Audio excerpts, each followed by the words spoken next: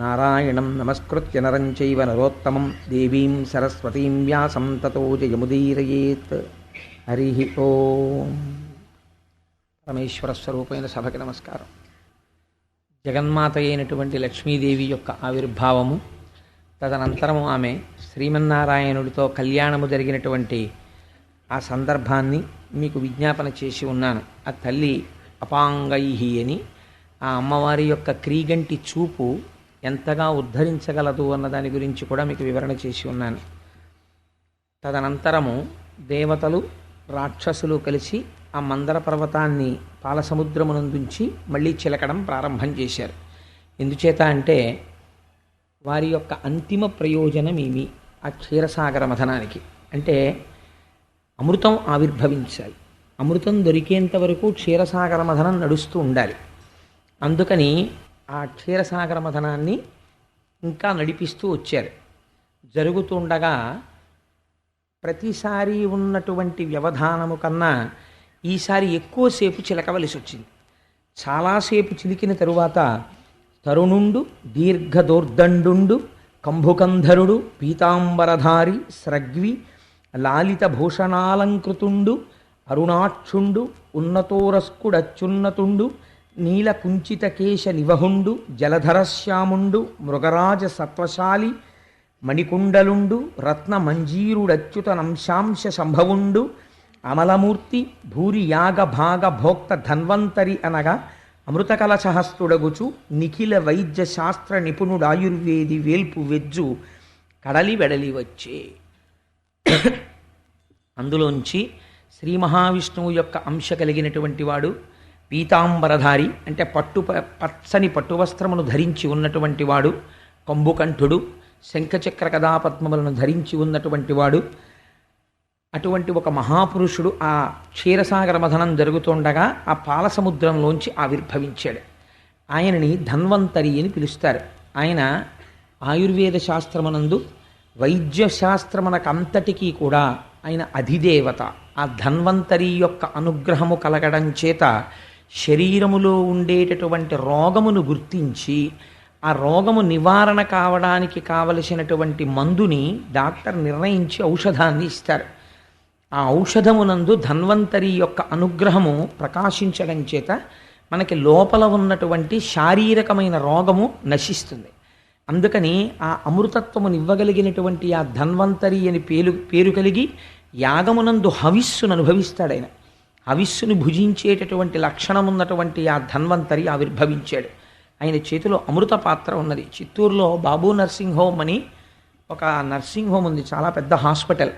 ఆ హాస్పిటల్లో ధన్వంతరి ప్రతిష్ఠ చేశారు ఒకసారి. నేను అక్కడ ఉపన్యాసాలు చెప్పడానికి వెళ్ళాను. ఆ ధన్వంతరి ప్రతిష్టలో చాలా ఆశ్చర్యకరంగా చాలా అద్భుతమైనటువంటి ప్రతిష్ఠ చేశారు వారు. అందుచేత ఆ ధన్వంతరి అనబడేటటువంటి స్వరూపాన్ని, అది శ్రీ మహావిష్ణువు యొక్క స్వరూపమే. ఆ ధన్వంతరి స్వరూపం వచ్చి ఆ అమృత పాత్రని చేత పట్టుకుని వచ్చింది. ఇప్పటి వరకు బాగానే ఉన్నారు, క్రమశిక్షణతో పాలసముద్రాన్ని చిలుకుతున్నారు. వాళ్ళు దేనికోసమని చిలుకుతున్నారో అటువంటి ఆ అమృత పాత్ర ఎదురుగుండా కనపడింది. కనపడగానే అయ్యో దేవతలం దానవలం కలిపి చిలికాం దీన్ని, ఇందులో దేవతలకి కూడా మనం భాగం ఇవ్వవలసి ఉంటుంది అనేటటువంటి విషయాన్ని రాక్షసులు మరిచిపోయారు. ఆ ధన్వంతరి చేతిలో ఉన్నటువంటి అమృత పాత్రని లాక్కుని వాళ్ళందరూ కూడా నాకంటే నాకు నేను తాగేస్తానని ఒకడికన్నా ఒకడు బలవంతుడు దాన్ని పట్టుకుని లాక్కుని పరిగెత్తుకుంటూ పోతున్నాడు. ఆ సముద్రపు ఒడ్డున ఆ పాత్ర పట్టుకుని పరుగులు తీస్తున్నారు. నేను తాగుతానంటూ. క్షీరసాగర మథనాన్ని మీరు కొంచెం జాగ్రత్తగా గమనించాలి.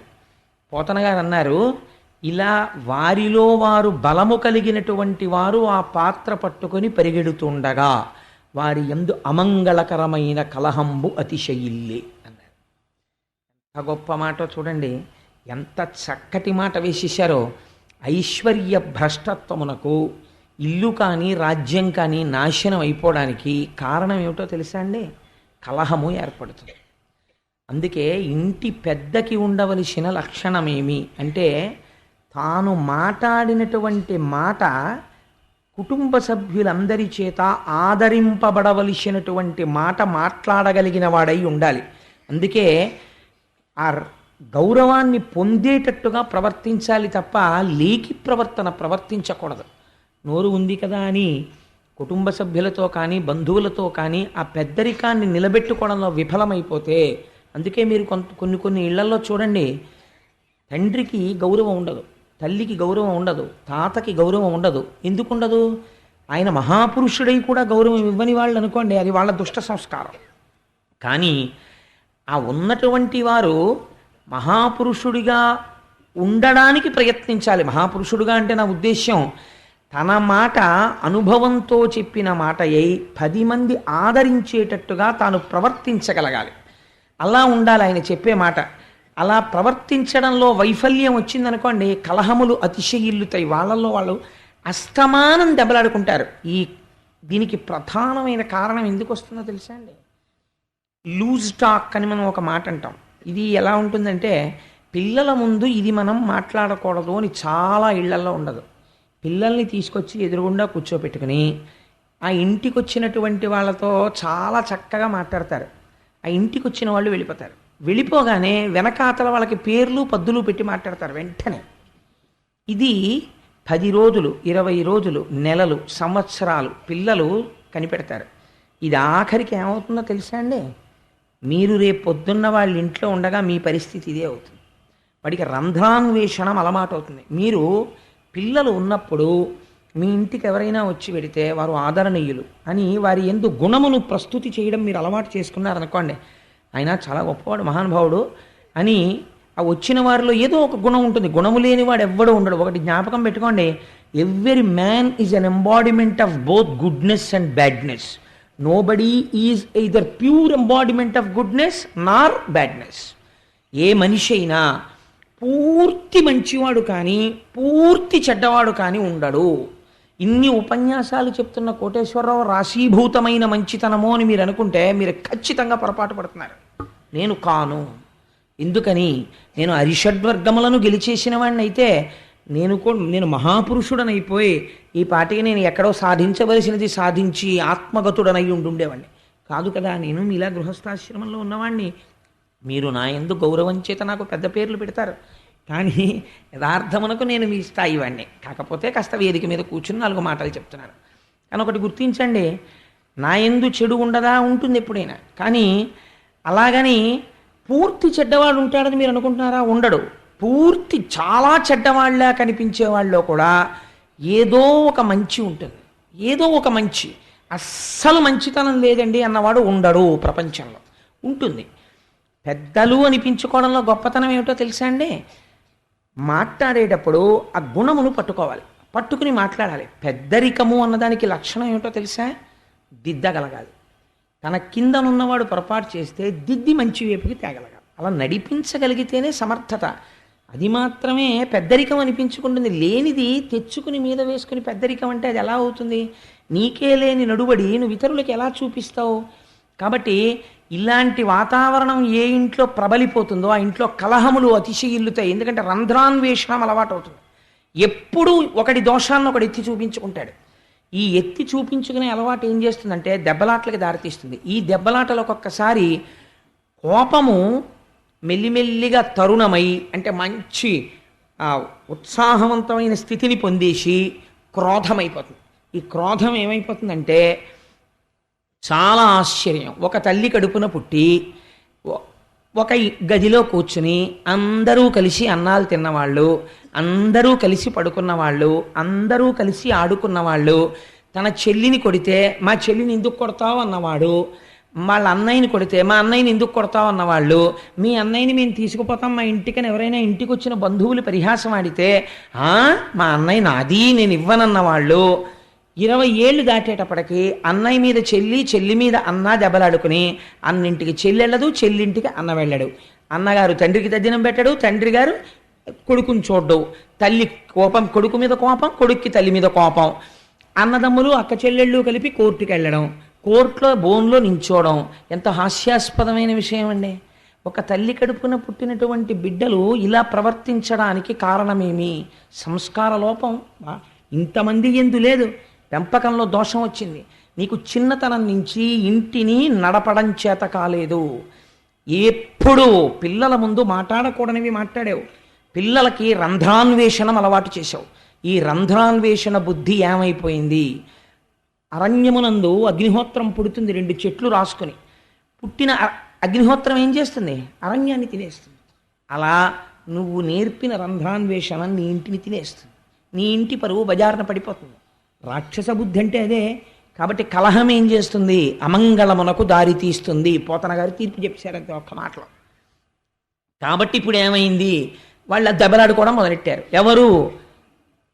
ఎవరికి అసలు అమృతం రాలేదో వాళ్ళు దెబ్బలాడుకోవాలి. రే చూడరా, అనవసరంగా మనం వచ్చాం, పాము తోకట్టుకున్నాం, మనం చిలికాం, అమృతం వచ్చింది, వాడు ఎత్తుకుపోతున్నాడు.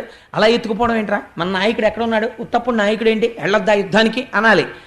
వీళ్ళు యుద్ధం చేయలేదు. వీళ్ళందరూ కలిసి కూర్చుని శ్రీమన్నారాయణుణ్ణి ప్రార్థన చేస్తున్నారు. స్వామి, నువ్వు మాకు దిక్కు, నువ్వు పెద్దవాడివి మాకు. వాళ్ళు చూసావా అమృత పాత్రను ఎత్తుకుపోయారు, మాకు కూడా అమృతంలో భాగం రావాలి కదా. తండ్రి నువ్వు అనుగ్రహించు, మాకు అమృతం తాగడానికి మేము యోగ్యులమైతే మాకు అమృతం ఇప్పించు అని వాళ్ళు ఈశ్వరుణ్ణి ప్రార్థన చేస్తున్నారు. వీళ్ళేం చేస్తున్నారు? పోనీ ఎత్తుకుపోయిన వాళ్ళు కూర్చుని అందరూ కలిసి తాగేస్తున్నారా అంటే అలా ఏం తాగట్లేదు. అందులో మళ్ళీ బలవంతుడైన వాడు ఎత్తుకుపోతున్నాడు. బలహీనుడైన వాడు బలవంతుడి వెంట పరిగెడుతున్నాడు. ఇప్పుడు చిత్రం ఏమవుతుందో తెలుసా అండి? ఒరే, మనకి ఎలాగో మనం వాడికన్నా బలవంతులంకం మనకి ఇవ్వట్లేదని ఉన్న వాళ్ళలో చీలికి తెస్తాడు వాడు. కాబట్టి వాడేం చేస్తాడంటే బుద్ధి ప్రయోగం చేస్తాడు. తప్పు కదా అలాగా, మనం ఒక్కళ్ళని తాగడం ఏంటి అంటే వీడికి ఎలాగో ఇవ్వడు వాడు, ఆ బలవంతుడే తాగేస్తాడు. కానీ వీడు మనం అంటాడు వాడిని కలుపుకొని. మనం తాగడం ఏంటి? వాళ్ళకి ఇవ్వాలి కదా న్యాయంగా, దేవతలకు కూడాను. వాళ్ళు అక్కడ కూర్చున్నారు, మనమేమో ఎత్తుకొచ్చేసాం, తప్పు కదా ఇలాగా అంటే. ఇలాంటి బలహీనులు 100 మంది తిరగబడతారు. 100 మంది బలవంతులు కలిస్తే 101 బలం కలిగిన వాడిని దెబ్బలాడచ్చేమో అని ఓ ఆలోచన. కాబట్టి ఇప్పుడు ఏమైంది? వ్యక్తి స్పర్ధ ఒక సామూహిక స్పర్ధ వైపుకి దారి తీసేస్తోంది. కలహం ఎలా వెర్రితలలు వేస్తుందో చూడండి. కాబట్టి ఇది ఏమైపోయింది? 2 వర్గాలు అయిపోయింది. 2 వర్గాలు అయిపోయి దెబ్బలాటకి వెళ్ళిపోయింది, కొట్టుకుంటున్నారు. ఇప్పుడు శ్రీ మహావిష్ణువుని వీళ్ళు ప్రార్థన చేశారు. మీరు చాలా జాగ్రత్తగా గమనించాలి. ఈశ్వరుడు మోహిని రూపాన్ని స్వీకరించాడు. ఎందుకంటే మోహిని రూపం స్వీకరించడం మహాభారతంలో కనపడినట్టు ఒక భయంకరమైనటువంటి విశ్వరూపంతో కనపడి, నేనే కాలస్వరూపుడనై భీష్మంచ ద్రోణంచ జయద్రథంచ అంటాడే, నేను భీష్ముణ్ణి ద్రోణుణ్ణి అందరినీ తినేస్తున్నానని, అటువంటి భయంకరమైనటువంటి కాలస్వరూపంతో కనపడి ఒక సమ్మోహనాస్త్రం వేసి రాక్షసులు మూర్ఛపోయేటట్టు చేసేసి దేవతలకు అమృతం పంచిపెట్టి వెళ్ళిపోకూడదా? మోహిని స్వరూపాన్ని ఎందుకు తీసుకోవాలి? ఇది క్షీరసాగర మథనంలో మీరు వేసుకోవలసినటువంటి ప్రశ్న. ఎందుకు మోహిని అవతారం ఎత్తాడంటే ఆయన, ఎక్కడ ఇలాంటి కలహాలు క్రోధము ఉంటాయో దాని పక్కన అక్క చెల్లెలు ఉంటుంది. ఏమిటో తెలుసా అండి? కామము. కామము అంటే కోరికే, వాడికి ఇవ్వకుండా మనం తాగేద్దామన్నదే కామము. అందులోంచి మళ్ళీ నేనొక్కడనే తాగేస్తాను, మిగిలిన వాళ్ళకి కోపము, క్రోధము. కామక్రోధములు పక్క పక్కన ఉంటాయి. ఇప్పుడు ఈ దిక్కుమాలిన పని చేస్తూ కామము ధర్మము తప్పింది, కామమును కామముతో పడగొడుతున్నాడు ఆయన. అందుకని ఇప్పుడేం చేశాడు? వీళ్ళ యందు కామమున్నది, ఈ కామము ఎంత విర్రితలైనా వేసేస్తుంది. కాబట్టి చాలా తేలిక. కాబట్టి ఇలాగే పడగొట్టేయడం తేలిక వీళ్ళని. కాబట్టి సులభ మార్గం, దానికి పెద్ద సమ్మోహనాస్త్రం వేయడం ఎందుకు, యుద్ధం చేయడం ఎందుకు? కాబట్టి ఒక స్త్రీగా మారిపోయాడు. అంటే ఎంత చపల చిత్తులో, ఎంత ధర్మం తప్పిన వాళ్ళో, లోపల ఎంత కట్టుబడి లేని వాళ్ళో, ఒక స్త్రీ అందమైంది కనపడితే కొన్ని వేల మంది ఒక ఆడదాని వెంట పరిగెత్తారనుకోండి, ఇంకా దేశం ఉన్నట్ట చచ్చిపోయినట్ట, జాతి బతికున్నట్ట, జాతి చచ్చిపోయినట్ట అంటే. కాబట్టి ఇప్పుడు రాక్షసులు దేని చేత హతమైనారు? ఆ స్త్రీని మరి దేవతలు కూడా చూస్తున్నారు కదండి. మరి వీళ్ళకి లేని కామపు నిక్కు వారికి ఎలా ఏర్పడింది అంటే, వీళ్ళ లోపల అంతఃపరిశీలన చేయగలిగిన వాడు, వాడు అంతఃపరిశీలన చేయలేనివాడు, వాడికి వేరొక ఆలోచన రాదు. కాబట్టి వెంటనే ఆయన ఏమైపోయారు అంటే, మెత్తని ఎడుగుల మెరుగారు జానువు అరటి కంబంబులతో అయిన తొడలు ఘనమగు జగనంబు కడులేత నడుమును పల్లవారుణ కాంతి పాణియుగము కడుదొడ్డ పాలిండ్లు కంపు కంఠంబును బింబాధరము చంద్రబింబముఖము తెలిగన్ను గవయును అలికుంతలంబులు బాలేందు సందిభ పాలతలము అమర కుండల కేయూరహార కంకణాదు లేపార మంజీరనాదమొప్ప నల్ల నవ్వుల పద్మదలాక్షుడ సురపతుల నడగింపనాడు రూపంబు దాల్చి మోహిని రూపాన్ని స్వామి స్వీకరించారు. ఎంత చిత్రమైన రూపం అంటే బాలచంద్రుడు ఎలా ఉంటాడో అటువంటి నుదురు, నల్లటి కేశపాశం, పిరుదుల వరకు వేలాడుతున్నటువంటి జడ, మంచి పట్టుపుట్టం, సన్నటి నడుము, ఎర్రటి పాదాలు. పురుషుల యొక్క మనస్సుని, ఎటువంటి పురుషులు కామమోహితులై స్త్రీ కనపడేటప్పటికీ వెంటనే అదుపు తప్పిపోగలగనంత బలహీనంగా మనస్సుని తయారు చేసుకున్నటువంటి వారిని పడగొట్టగలిగిన రూపమును పొందాడు. ఎందుకంటే ఎవరిని పడితే వాళ్ళని అలా అనడానికి వీల్లేదు. అందరూ అలాంటి వాళ్ళు అయితే దేవతలు ఎందుకు వెళ్ళలేదు? కాబట్టి స్త్రీని చూడగానే అటువంటి పరవశాన్ని పొందేవాళ్ళు ఎవరో వాడే రాక్షసుడు. కాబట్టి ఇప్పుడు మీకు పరోక్షమైన తీర్పేది. ఒక ట్రైన్లో వెళ్ళిపోతూ ఓ కిటికీ పక్కన సీట్లో ఓ ఆడపిల్ల కనపడితే, నేను బీటెక్ చదువుకుంటున్నాను, నేను ఎంబీబీఎస్ చదువుకుంటున్నాను, లేకపోతే నేను ఎంఎస్సి చదువుకుంటున్నాను, లేకపోతే నేను ఒక గవర్నమెంట్ ఆఫీసులో జాబ్ చేస్తున్నాను అని కూడా లేకుండా తన సంస్కారము మరిచిపోయి గుటకలు వేస్తూ ఆడపిల్ల వంక చూసి మురిసిపోయే పిచ్చి వాడు ఎవడున్నాడో వాడే రాక్షసుడు. తన సమస్త సంస్కారమును ఒక స్త్రీని చూస్తే మరిచిపోతావా? ఏం ఆశ్చర్యం అది నిజంగా. అంటే నువ్వు ఎంత బలహీనమైన సంస్కారం ఉన్నవాడివి. కాబట్టి ఇప్పుడు ఏమైంది? మోహినిని చూస్తే వాళ్ళకి స్పృహ తప్పిపోయింది. వాళ్ళు వెంటనే అమృతపాత్ర పట్టుకున్న వాళ్ళు పట్టుకుని ఇప్పుడు దీని మీద మనసు లేదు వీళ్ళకి, ఇంతకన్నా తుచ్చకామమునకు జారిపోయారు. వాళ్ళకి వీళ్ళకి చెందవలసిన అమృతపాత్రని చేత్తో పట్టుకున్నారు. ఇప్పుడు ఇది ఎలా తాగుదావురా అంటలేదు. ఇంత కలహము ఆగిపోయింది, ఇంత దెబ్బలాట ఆగిపోయింది. ఎక్కడి వాళ్ళక్కడ నిలబడిపోయారు. ఇప్పుడు వాళ్ళ మనసులో కోరిక ఏమిటో తెలుసా అండి? మనం ఎవరం ఎంత బాగా మాట్లాడి ఈమెని వశం చేసుకోగలం. ఇప్పుడు శాశ్వతంగా బతికుండడం కూడా వాళ్ళకి అక్కర్లేదు, ముసలితనం రాకుండా ఉండడం కూడా వాళ్ళకి అక్కర్లేదు. ఈ అమృతం దేవలుప్తలు పట్టుకెళ్ళిపోయినా వాళ్ళకేం బాధలేదు. వాళ్ళకి ఆ స్త్రీ లొంగితే చాలు. కానీ మళ్ళీ ఇప్పుడు గమ్మత్తు ఏమిటో తెలుసా అండి? చాలామంది ఉన్నారు రాక్షసులు. కాబట్టి ఎవడికి వాడే ఆ స్త్రీని వశం చేసుకోవాలని కోరిక. ఒకడి మించి ఒకడు చాలా మంచి వాళ్ళ మాట్లాడతాడు, ఒకడిని మించి ఒకడు చాలా గొప్పగా మాట్లాడతాడు. ఎందుకు ఈ అవస్థలన్నీ? ఎందుకు అలా నిన్ను నువ్వు పొగుడుకోవడం? అంటే అవతల వారు ప్రీతి చెందాలని ప్రయత్నించడం. అందుకే ఉచ్చైశ్రవాన్ని ఇంద్రుడకు ఇయ్యలేదు భగవానుడు. ఉచ్చైశ్రవం అంటే ఏమిటో తెలుసా అండి? అదుపు తప్పిన ఇంద్రియాలు. గుర్రం అంటే కీర్తి కండూతి. ఏది చేసినా నన్ను ఎవరైనా మెచ్చుకుంటారా అనో తాపత్రయం. మెచ్చుకోవడం ఎందుకు? విహితం నువ్వు చెయ్యాలని చేస్తున్నావు. నేను మా అబ్బాయికి ఫీజు కట్టి, ఇంజనీరింగ్ ఫీజు, నేను అనగా Chaganti Koteswararao son of late Chaganti Sundara Sivarao, నా కుమారుడైన చాగంటి షణ్ముఖాంజనేయ సుందర శివచరణ్కో 2వ సంవత్సరం బీటెక్ ఫీజు అక్షరాల 23,000 రూపాయల కష్టార్జితమును చెల్లించిన మహాత్ముడను అనో ప్రకటన ఇచ్చాను అనుకోండి. చూసి వెంటనే మీరు ఏమంటారు? వీడు ఏంటన్నా ఇంత విర్రాడు, వాడి కొడుకు వాడు ఫీజు కట్టుకుంటే ఏడు పేపర్లో వేసుకున్నాడు ఏంటంటారు కదా. నా కొడుక్కి నేను ఫీజు కట్టుకోవడం అది పెద్ద విశేషం అండి.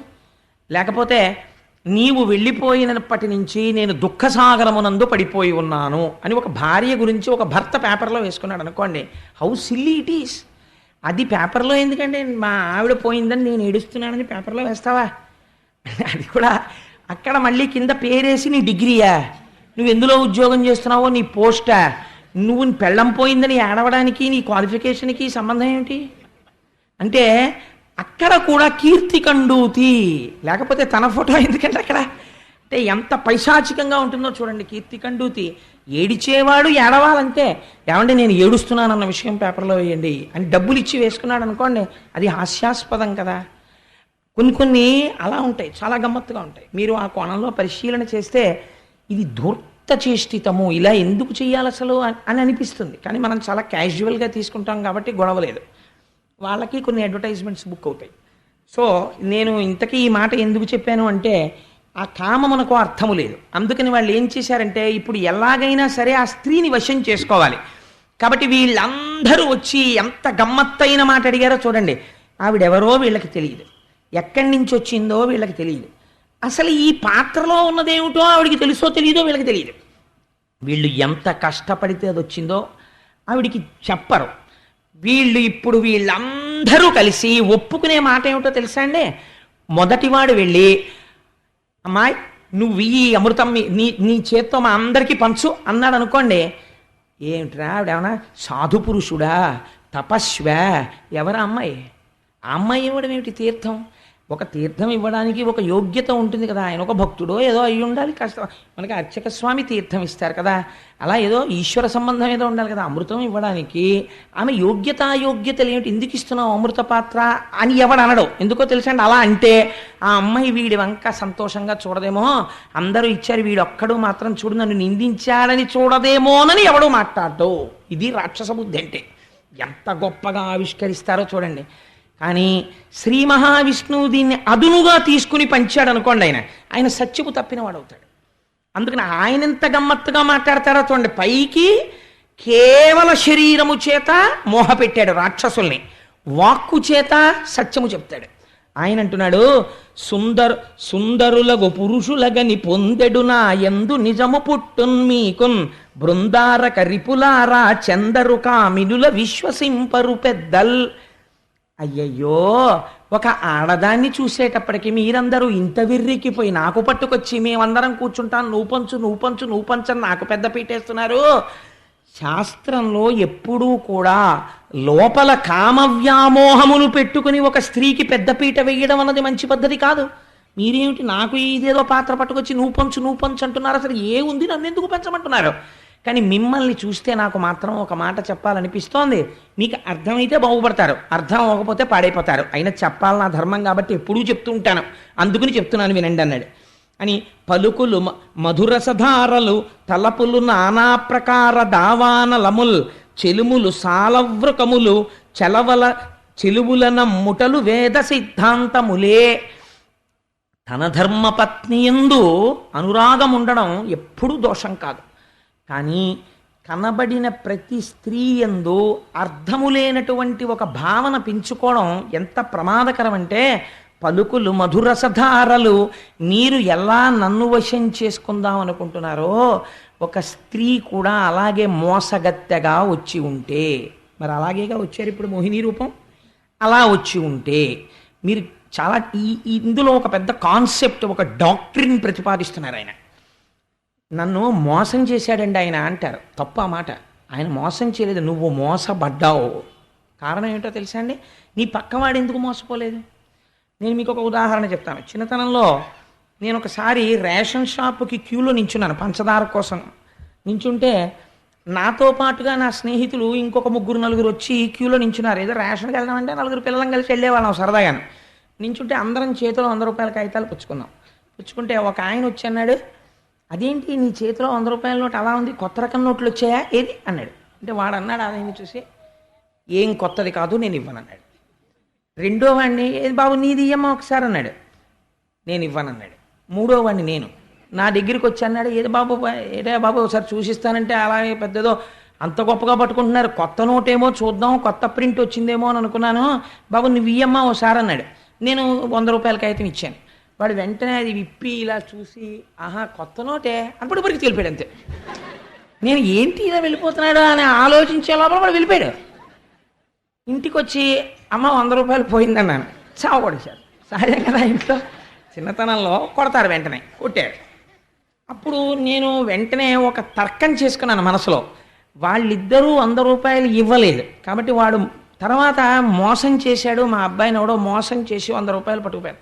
వాడు మోసం చేసే ప్రయత్నం చేశాడు, నేను మోసపోయాను.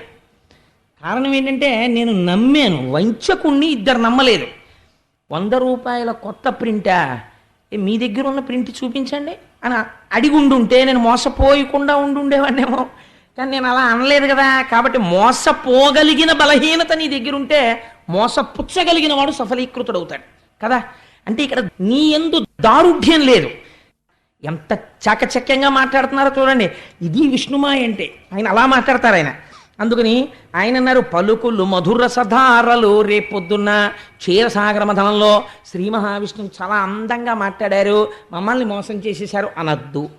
ఆడదాన్ని అందగత్తెని నేను మాట్లాడితే ఏది మాట్లాడినా మీకు అందంగానే కనపడుతుంది.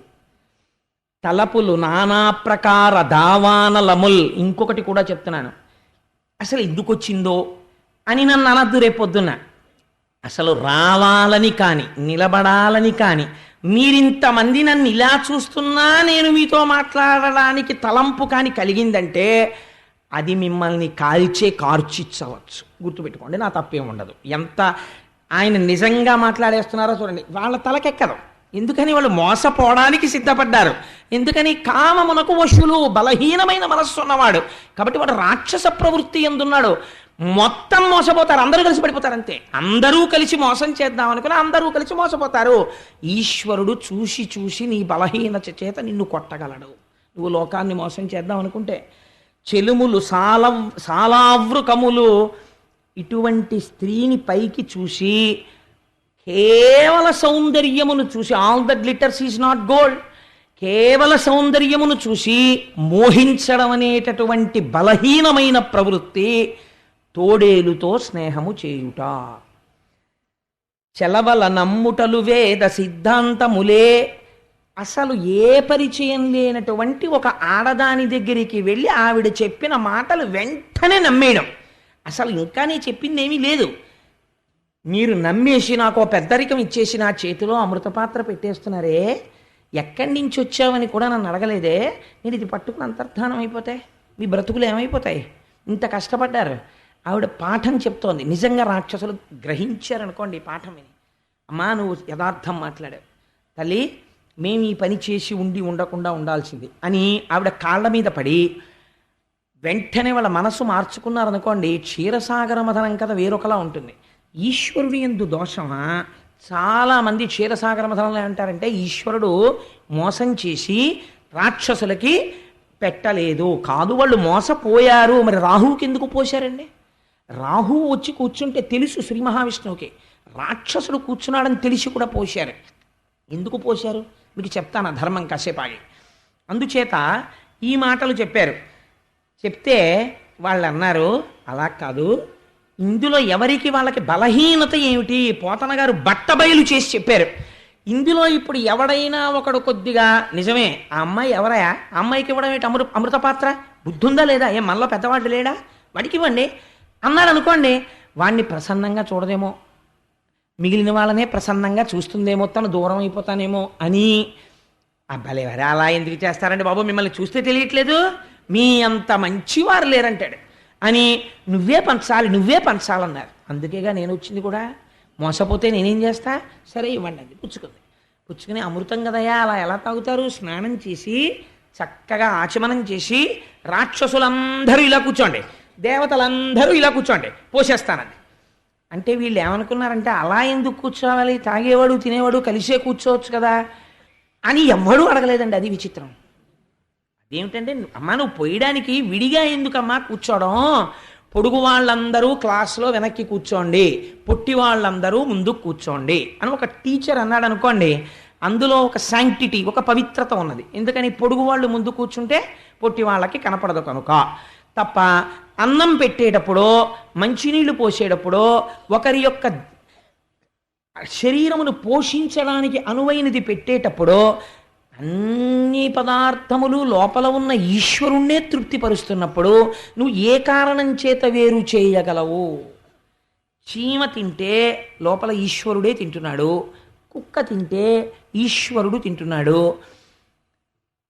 రామకృష్ణ పరమహంసకి ఒక శిష్యుడు ఉండేవాడు. ఆయన ఒకసారి ఒక ఇంటి వాళ్ళు విసిరినటువంటి విస్తరాకులు కుక్కలన్నీ కూర్చుని తింటున్నాయి, ఈయన కూడా మధ్యలో కూర్చుని అందులో ఉన్నది తింటున్నారు.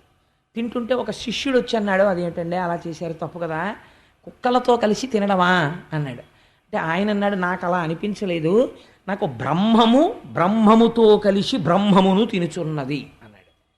ఎంత గొప్ప మాట చూడండి. తింటున్నది బ్రహ్మం.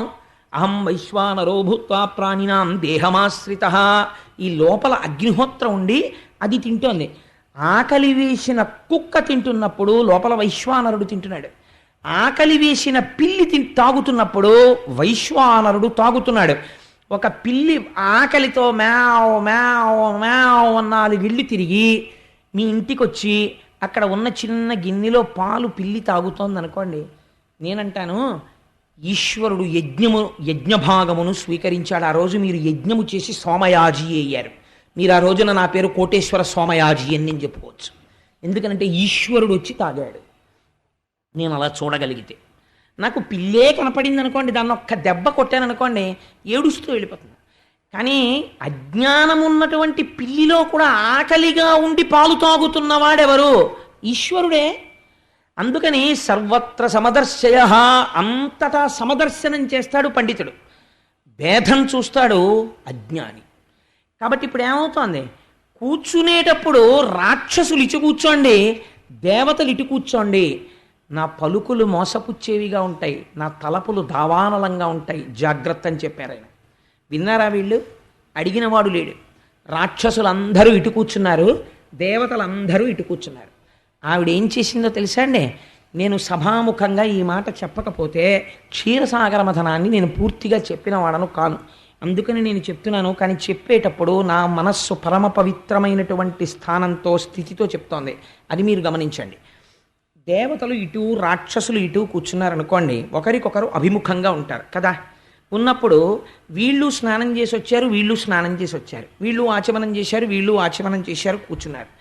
నేనే మోహిని అనుకోండి, కాసేపు నేను దేవతల వైపుకి తిరిగి పోస్తున్నాను అనుకోండి, నా శరీరము వెనక భాగం, పృష్ఠభాగం కదా రాక్షసులకు కనపడుతుంది. ఇటువైపు ఇద్దరికి పోసి ఆవిడ ఏం చేశారో తెలుసా అండి? ఇటు తిరిగి, నేను ఇంకంతకన్నా వాక్కు వాడలేను, మీరు భాగవతం చదువుకోండి. శరీరములో ఉన్నటువంటి అవయవములు కొంచెము ప్రకటముగా కనపడేటట్టు రాక్షసుల వైపు నిలబడేది. వాళ్ళు దానికి చాలా తృప్తి పడిపోయేవారు. ఆవిడ పమిట సర్దుకుని ఇటు తిరిగి వీళ్ళకి అమృతం పోసేది, మళ్ళీ అటు తిరిగేది. వీళ్ళల్లో ఎవ్వడూ ఎందుకు మాట్లాడలేదంటే వీళ్ళకి అమృతం మీద దృష్టి లేదు, ఆవిడ అంగాంగముల యందు దృష్టి ఉంది. ఇదే పతనానికి కారణం. పురుషుడు ఎందుకు పతనం అవుతాడు అంటే అమృతాన్ని పోగొట్టుకుంటున్నాడు, తన మరణమును తాను కొని తెచ్చుకుంటున్నాడు. ఆవిడ చేసిన ఒకే ఒక పని ఇదే. వాడికున్న కామ బలహీనత చేత మొత్తము జాతిని గెలిచినది. అప్పటికీ ఇప్పటికీ అంతే. లోకమంతా నశించిపోతోంది. ఎందుకు నశించిపోతుంది? కామమునకు నువ్వు ఆ బలహీనత పెంచేసుకుంటున్నావు కనుక. నీ మనస్సు భావన అంతేనండి మార్పు. వెంటనే నువ్వు పార్వతీదేవిని చూసావనుకో, పాదములు ఒక్కటే చూస్తావు చాలు. మా అమ్మ పాదములు అన్న భావనతో నువ్వు చూస్తే అంతే, నువ్వు పరిశుద్ధుడు అయిపోయి అమృతం వచ్చేస్తుంది చేతులకి, నువ్వు దేవత అయిపోతావు అంతే. ఈ భావన యందు తేడా. దేవతలకి ఇది అక్కర్లేదు. ఈ బాహ్యమైన శరీరమునందు వారికి కోరిక లేదు, వారికి అమృతపానము చెయ్యాలని కోరిక. వాళ్ళ వైపు పవిత్రంగా కనపడుతుంది, వీళ్ళ వైపు మోహజనకముగా కనపడుతుంది. ఇలా పోసుకుంటూ వెళ్ళిపోతోంది. ఎవడికి వాడికే ఓ కోరిక ఉంది. ఉదయం ఇలా పోసుకుంటూ వెళ్ళిపోతోంది, నిన్ను రూపులు ఇచ్చేటప్పుడు చూడండి గోపాలకృష్ణ గారు కనీసం వెనక వైపు కూడా ఇవ్వండి అన్నారు. ముందు వాళ్ళకి అందిపోతాయేమో అని. అంటే నిర్వహించేవాడి తాపత్రయం అలా ఉంటుంది, అందరికీ అందాలని. అందుకు నా మాట ఆయన అనగలిగారు. అంటే ఆయన యందు అందరికీ అందాలన్న పూజ్య భావన ఉన్నది, ఆయన దేవత అయి నిలబడ్డాడు కాబట్టి. కానీ కామన పెరిగిపోయింది అనుకోండి, ఒరే అటువైపే పోస్తోంది కానీ ఇటువైపు ఒకడికి పోయట్లేదు, ఈ దేవతల చివరి వరకు వెళ్ళిపోయిన తర్వాత లొల్లి అని తిప్పేస్తే ఏం చేస్తాం అని కడుపులో ఉంది. కానీ ఈ మాట అంటే నా వంక ప్రసన్నంగా చూడదేమో అని భయం ఎవడికి వాడికి. అందుకని వాడు మాట్లాడవు. ఇదే చెప్పారు పోతన గారు. కాబట్టి ఏం చేశారు? వీళ్ళు అడగరు. ఆవిడ దేవతలకి పోసుకుంటూ వెళ్ళిపోతుంది. వెళ్ళిపోతుంటే రాహు అన్నవాడు ఒక్కడు చూశాడు, రాక్షసుడు. చూసి ఈవిడ మనల్ని మోసం చేస్తోంది, కాబట్టి మనం ఏం చెయ్యాలి? దేవతల్లోకి వెళ్ళి కూర్చోడమే. కాబట్టి ఏం చేద్దాం? ఇటువైపు కూర్చున్నంతసేపు మనకు అమృతం దక్కదు. కాబట్టి మనం ఎటు కూర్చోవాలి? అటు కూర్చోవాలి. నువ్వు ఎటు కూర్చుంటావన్నది నీ మనస్సును బట్టి ఉంటుంది.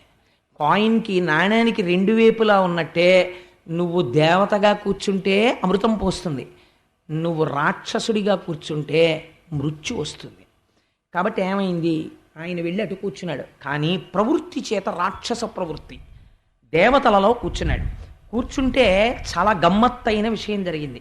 ఈవిడ ఇటు పోస్తోంది, ఇటు తిరుగుతోంది, ఇటు పోస్తోంది, ఇటు తిరుగుతోంది. వీడు మోహిస్తున్నాడు, వాడు అమృతం పొందుతున్నాడు. ఈవిడ రాహువు దగ్గరికి వచ్చింది. వచ్చేటప్పటికి ఆవిడికి ఈ పక్కన కూర్చున్న వాళ్ళిద్దరు రాహువుకి ఇటు సూర్యచంద్రులు కూర్చున్నారు. వాళ్ళిద్దరికీ అమృతం పోస్తున్నప్పుడు వాళ్ళు అన్నారు వాడికి పొయ్యకూడ రాక్షసుడని చెప్పారు. ఇలా అనగానే సూర్యుడు అన్నాడు, చంద్రుడు ఉన్నాడు. సూర్యుడికి పోసిన తర్వాత చంద్రుడు దగ్గరికి వెళ్ళింది. చంద్రుడికి పోయిగానే ఆయన అన్నాడు వాడు ఇక్కడ కూర్చున్నాడు అన్నాడు. కనిపెట్టాడు శ్రీమన్నారాయణుడు. రాహు వచ్చి కూర్చున్నాడు ఇక్కడని. ఎంత గమ్మత్తుగా ఉంటుందో చూడండి ధర్మం.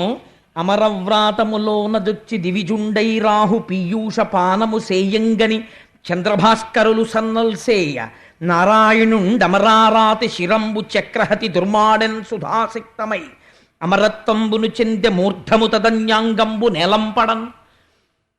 అమృతం పొయ్యవలసి వచ్చినప్పుడు వెంటనే ఆయన మోహింప చేయాలంటే ఓ మాట అనొచ్చు. అదేమిటో ఇటు కూర్చున్నావు అటు కూర్చో అందనుకోండి. ఇప్పుడు రాహు ఏం చేయాలి? రాక్షసులందరూ ఈవిడిని సపోర్ట్ చేస్తారు కదా, ఈవిడి దగ్గర ప్రసన్నత కావాలి. అవునవును మావాడే అటు కూర్చున్నాడు వేరే విటొచ్చాయి అంటారు ఆవిడ దగ్గర మెహర్బానీ కోసం. కానీ ఎంత ధర్మం పాటించారో తెలుసా అండి? భోజనం చేసేటప్పుడు కానీ మనం ఏదైనా పానీయం తీసుకునేటప్పుడు కానీ మీ ఇష్టాయిష్టములను చూడరాదు. ఒక పంక్తి మీ ఇంట్లో జరుగుతోందనుకోండి, ఎంత గొప్ప అతిథి కానివ్వండి, మీకు ఎంత కావలసిన వాడు కానివ్వండి, అయ్యా నేను కొంచెం తొందరగా వెళ్ళిపోవాలండి భోజనం చేసి, నా ట్రైన్ టైం అయిపోతుంది, నాకు ఎక్కడో అక్కడ పెట్టించేద్దరు అన్నాడు అనుకోండి, పొరపాటున కూడా ఒకరి దగ్గరికి వెళ్ళి అయ్యా మీరు నెక్స్ట్ పంక్తిలో తిందురు కానీ కొంచెం ఆయన వెళ్ళిపోవాలట ఆయన్ని కూర్చోనివ్వండి అని అనరాదు. ఇందువల్ల రాక్షసుడైనా అమృతం పోశాడు తప్ప పంక్తి మించి లేపకూడదు. అది పరమదోషం అన్నింటికన్నా. మహాపాపమేమి పంక్తిలో కూర్చున్న వాళ్ళని ఏ భేదము చెప్పి కూడా, ఎంత బలవత్తరమైన కారణము మీరు చెప్పి కూడా పంక్తి యందు ఒకసారి కూర్చుంటే వారికి నేను పొయ్యనని కానీ తినకూడదని కానీ నేను వడ్డించనని కానీ మీరు అనడానికి వీల్లేదు. ఈశ్వర స్వరూపం అంతే. మీరు పొయ్యవలసిందే, మీరు పెట్టవలసిందే తప్ప భేదమును చూడడము శాస్త్రమునందు మహాదోషము. కాబట్టి రాహువే అని తెలుసు శ్రీమన్నారాయణుడికి, పోషించాడు అంతే అమృతం. ఇప్పుడు ఆయన ఏం చేశాడు? తాగాడు. తాగగానే అది ఏమైంది? కిందకి దిగిందనుకోండి, రాక్షస శరీరం అమృతత్వాన్ని పొందేస్తుంది. వాడు చాలా అల్లరి చేస్తాడు. ఆ ప్రవృత్తి రాక్షస ప్రవృత్తి, అది మంచి ప్రవృత్తి కాదు. కాబట్టి ఇప్పుడు ఉండడానికి వీల్లేదు. వెంటనే సుదర్శనం ప్రయోగించాడు. వాడు ఇలా అమృతం పొయ్యిగానే ఇలా నోట్లో పోసుకొని గుటెక్కమన్నాడు. ఇంకా ఇక్కడ వరకు వెళ్ళింది. సుదర్శనం వేసి కుత్తుకు కోసేశాడు. కోసేస్తే ఈ క్రిందికి అమృతం వెళ్ళలేదు. అందుకని ఇది ఏమైపోయింది? తదన్యాంగంబు నేలంపడన్. ఇది చచ్చిపోలేదు, బతికుండిపోయింది. ఇదేమైపోయింది? మృత్యువుని పొంది సుదర్శన చక్రధార ధారల చేత కింద పడిపోయింది. ఏకకాలమునందు ధర్మాధర్మములను ఆవిష్కరించాడు. పంక్తి యందు పొయ్యడం ధర్మం. రాక్షసుడు బ్రతికుంటే ప్రమాదం తెస్తాడు కాబట్టి నిర్జించడం ధర్మం. కానీ ఈలోగా వాడు తాగాడు, కంఠం వరకు ఉండిపోయింది. కాబట్టి ఈ పైభాగం మృత్యువు లేదు. కాబట్టి వీడు ఏమండే ఏమో వాడు రాక్షసుడు అవుతాడని ఎలా తెలుసు శ్రీ మహావిష్ణువుకి? అలా ఎలా కొట్టేశారు సుదర్శనం పెట్టి అని మీరు అడగచ్చు. ఆనాటి నుంచి ఈనాటి వరకు పక్కన సైగ చేశారని సూర్యచంద్రుల్ని గ్రహణ రూపంలో పట్టుకుంటాడు. రాక్షస ప్రవృత్తే కాదా? కాబట్టి అది పాపగ్రహమే, రాక్షస గ్రహమే. చూశారా? బ్రహ్మగారు ఏం చేశారో తెలుసా అండి? అమృతత్వాన్ని పొందాడు, శిరస్సు అమృతం తాగిందని ఎక్కడికక్కడ ధర్మం తప్పరు దేవతలు. తెలిసి తెలియని వాళ్ళు వెర్రి వెర్రి కథలు చెప్తారు. క్షీరసాగర మథనం మీరు ధర్మం నేర్చుకోవడానికి. మృత్యువు లేని శరీరముతో ఉంది కాబట్టి శిరస్సు నవగ్రహాల్లో ఒక గ్రహస్థానం ఇచ్చి చతుర్ముఖ బ్రహ్మగారు అంతరిక్షమునందు నిక్షేపించాడు. నీకు గ్రహముగా స్థితినిచ్చాడు. కానీ రాక్షస ప్రవృత్తితో అది నడిస్తే ఎవరు మాత్రం ఏం చేయగలరు? ఒక బుధుడు ఎలా ప్రవర్తించాడో, శుక్రుడు ఎలా ప్రవర్తించారో, రాహువు కూడా అలా ప్రవర్తించవచ్చు కదా. అందుచేత ఆ గ్రహము అలా ఉండిపోయింది రాహుగ్రహమై. ఆనాడు కనుసైగ చేసినందుకు గాను సూర్యచంద్రుల్ని ఇప్పటికీ గ్రహణ రూపంలో పట్టుకుంటూ ఉంటాడు సుమా అని మనకి ఈ సిద్ధాంతాన్ని ఆవిష్కరించి తదనంతరమునందు వరుసగా దేవతలకి అమృతం పోసేసి అటువైపు చివరికి ఇటువైపుకి రాక్షసుల వైపుకి తిరిగి కుండ తిప్పి చూపించి అన్నాడు. ఆయన ఏమీ మాట్లాడలేదు, తను మాట్లాడవలసింది మాట్లాడేశాడు. ఆశ్చర్యం ఏమిటో తెలుసా అండి? ఒక్కడు మోహిని అడగలేదు. మరి వాళ్ళందరికీ ఎందుకు పోసావు? ఒకడికి అటు ఒకడికి ఇటు పోయొచ్చు కదా నువ్వు అని.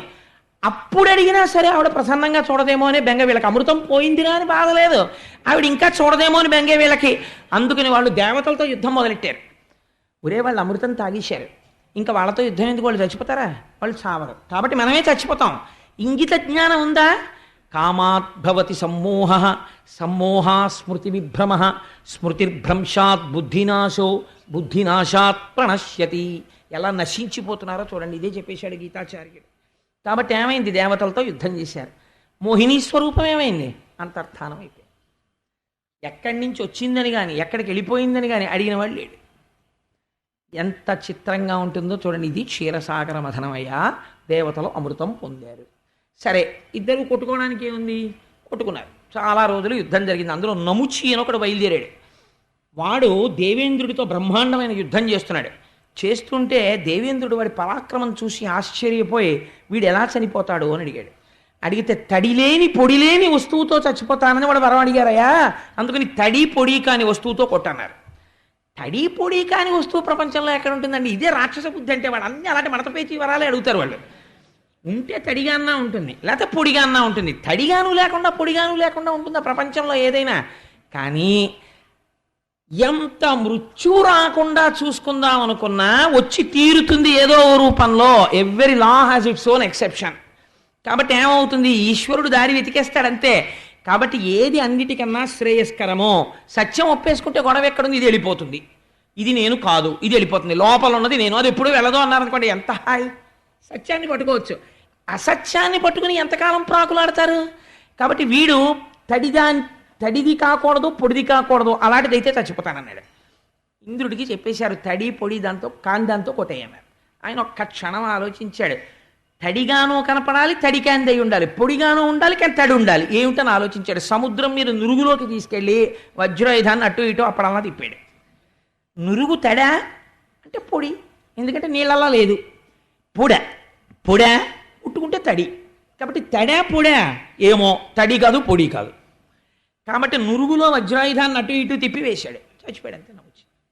ఏమైంది అంటే మృత్యువుని తప్పించుకుందామని నీ బుద్ధితో ఎంత ఆలోచించినా దాన్ని నువ్వు తప్పించుకునేది కాదు సుమా. నీ బుద్ధికి అతీతమైన స్థితిలో ఈశ్వరుడు దాన్ని తెస్తాడు. ఆనాడు అసలు బుద్ధే పనిచేయదు. ఇంకా మళ్ళీ బుద్ధితో మృత్యువుని గెలవడం ఏంటి? అదో అసందర్భమైన విషయం. ఈ మాట ఈశ్వరుడు గురించి తపస్సు చేసి, ఈశ్వర నీ ఎందు చెక్కు చెదరనటువంటి భక్తిని కటాక్షించు అన్నారనుకోండి, ఆయన ధ్రువపదాన్ని ఇచ్చేస్తాడు. ఇది ఈ మాట అండ వచ్చిన గొడవ. రాక్షసుల గురించి మీరు అనకండి, నేను అంటాను. ఒక మాట అంట, మీరు నిజాయితీగా ఒక ప్రశ్న వేసుకోండి.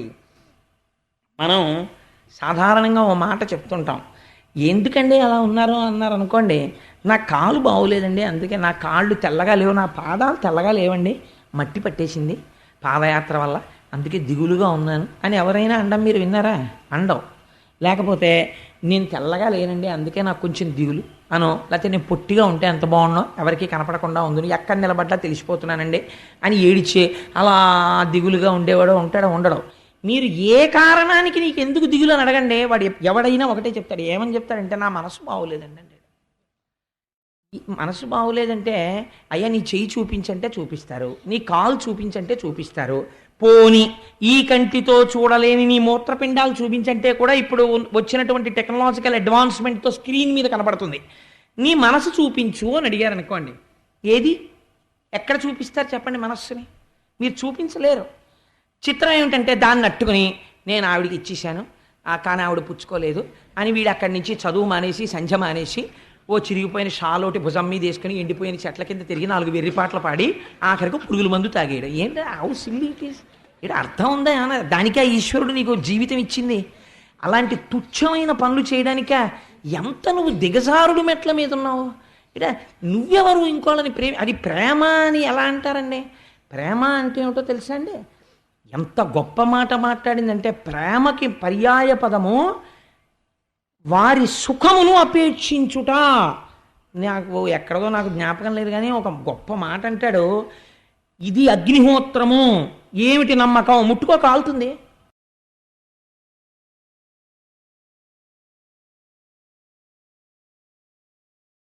ఇది నీరు, ఏమిటి నమ్మకం, ముట్టుకో చేయి తడుస్తుంది. ఇది గాలి, ఏమిటి నమ్మకం, నీకు తగిలితే హాయిగా ఉంటుంది. ఇది ప్రేమ, ఏమిటి నమ్మకం, క్షమించగలుగుట, ప్రేమించినదే నిజమైతే మన్నించుటయే రుజువు కదా. అలా గొప్ప మాట, ఎంత గొప్ప మాట వాడారండి. కానీ తను ప్రేమించేయడం ఏమిటి? ఆవిడేమో అదేమిటంటే బాబాయ్ నాకేం, నేను చదువుకోవడానికి వచ్చానంటే నువ్వు గొడ్డళ్ళట్టుకుని కత్తులట్టుకుని నువ్వు తిరగడం, యాసిల్ బాటిల్స్ పెట్టుకుని, ఏంటంటే ప్రేమ.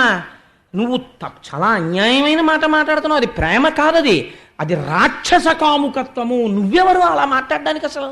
అంటే ఇవాళ ఒక తప్పు స్థాయిలో ఎక్కడ ఏ మాట వాడబడకూడదో ఆ మాట వాడబడినది. ఒక మాట తప్పుగా వాడితే జాతి మొత్తం వక్రీకరణ అయిపోతుంది.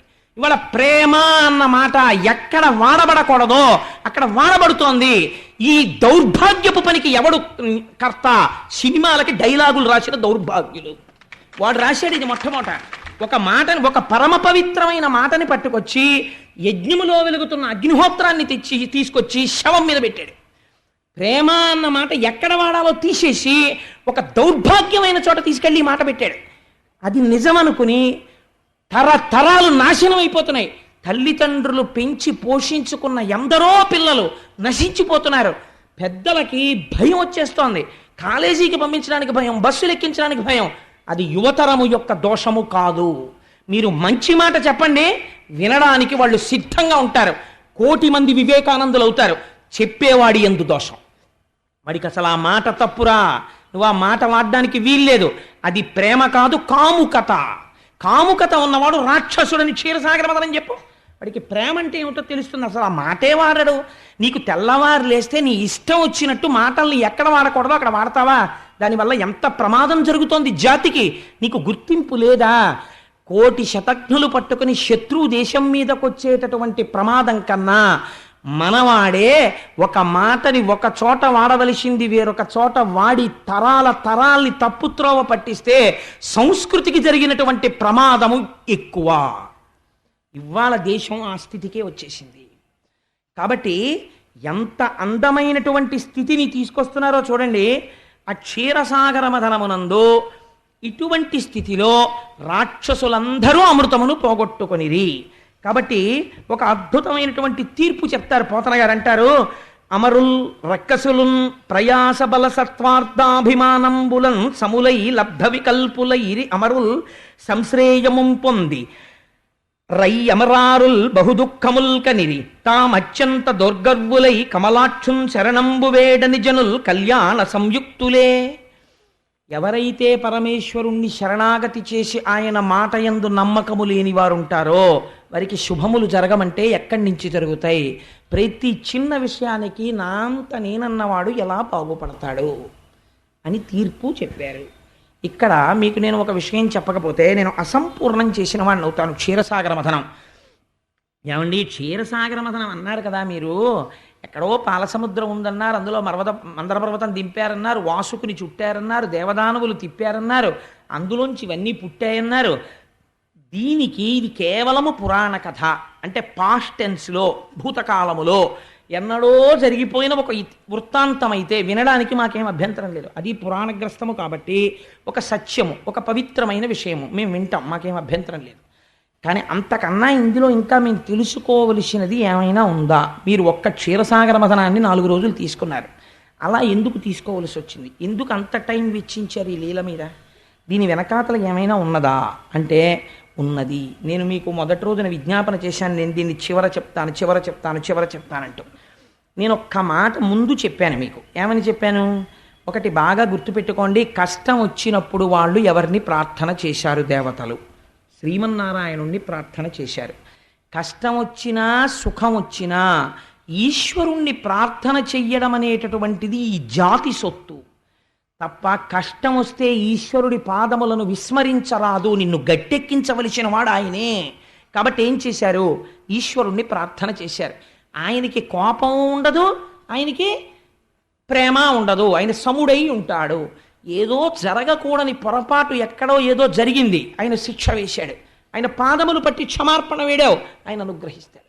ఎందుకంటే ఆయనకి శాశ్వత శత్రుత్వం ఉండదు, శాశ్వత మిత్రత్వం ఉండదు. కాబట్టి ఇప్పుడు ఏం చేశాడు? ప్రసన్నుడై ప్రత్యక్షమయ్యాడు. ఏం చెప్పాడు? మీరు దానవులు కలిసి స్నేహం చెయ్యండి. ఇందులో సామాజిక పరమైనటువంటి ఒక నీతి ఉన్నది. ఇప్పుడు ప్రతి చోట మీరు ఒక విషయాన్ని గమనించండి. ప్రతి చిన్న విషయం దగ్గర నుంచి కూడా ఒక నాయకత్వం ఉంటుంది. ఇప్పుడు మన దేహం ఉన్నదనుకోండి, దేహమునకు అన్నిటికన్నా బయటికి నడిపించే వాటిని ఇంద్రియములు అంటారు. గుర్రములై నడిపిస్తాయి అవి.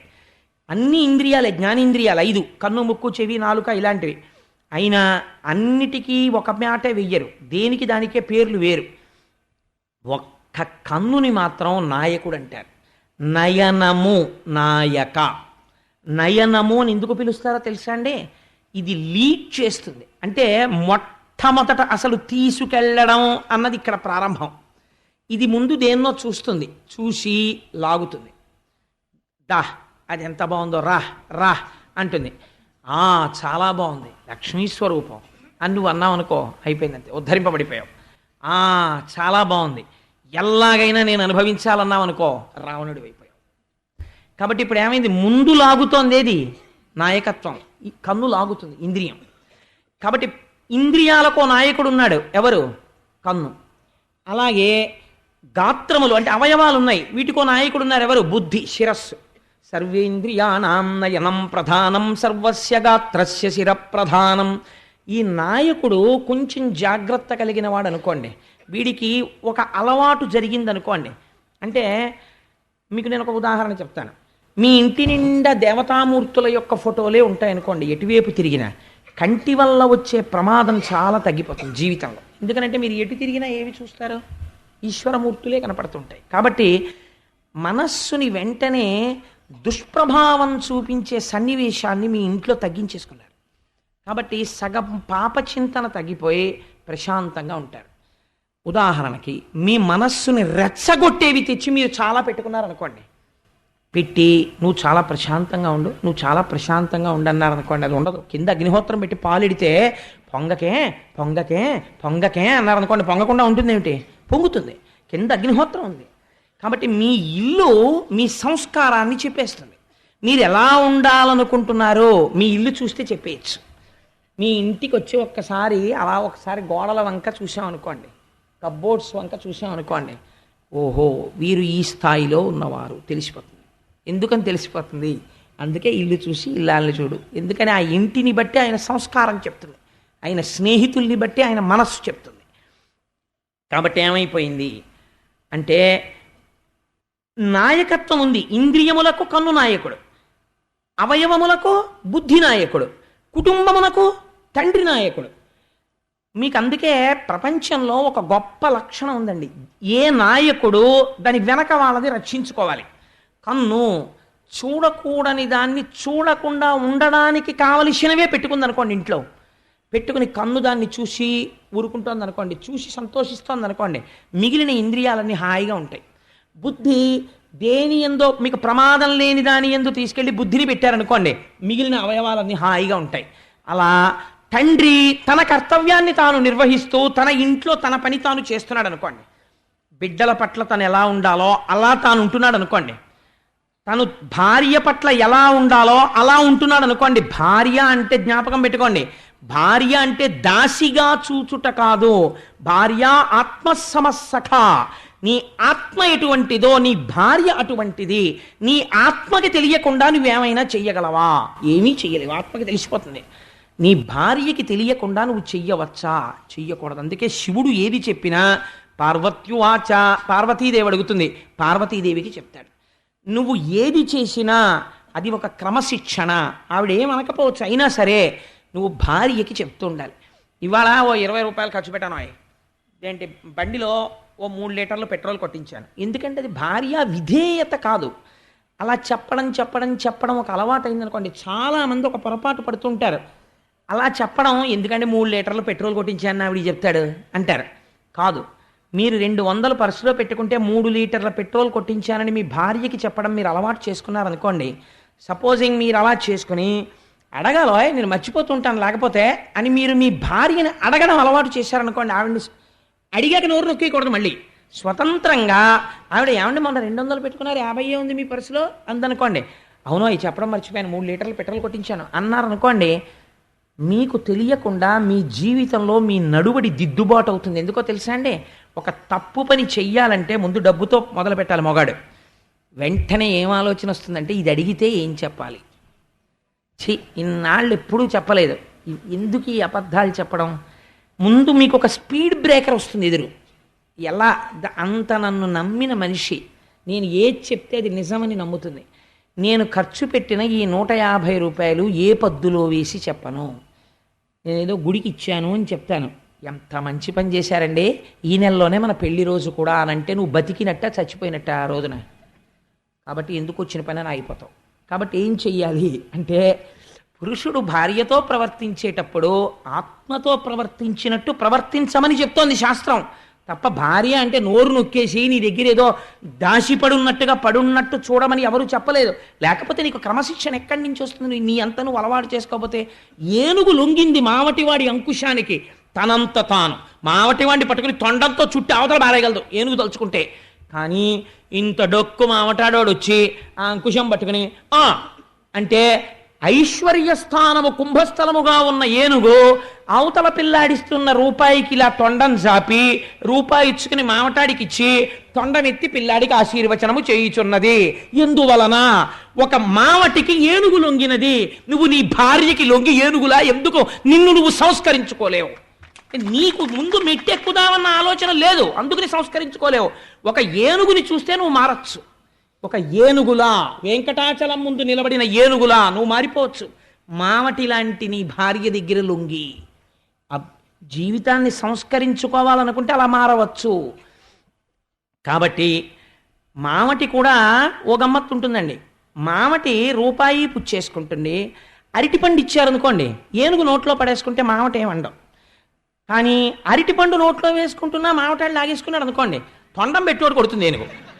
కాబట్టి మళ్ళీ అప్పుడు ఎలా ఉండాలి భార్య దగ్గర? ఏమో అయ్యప్ప స్వామి గుళ్ళో ఓ స్తంభానికి ఓ 1200 రూపాయలు ఇద్దాం అనుకుంటున్నాను మన ఇద్దరి పేరు మీద అని అనుకోండి. ఎందుకు?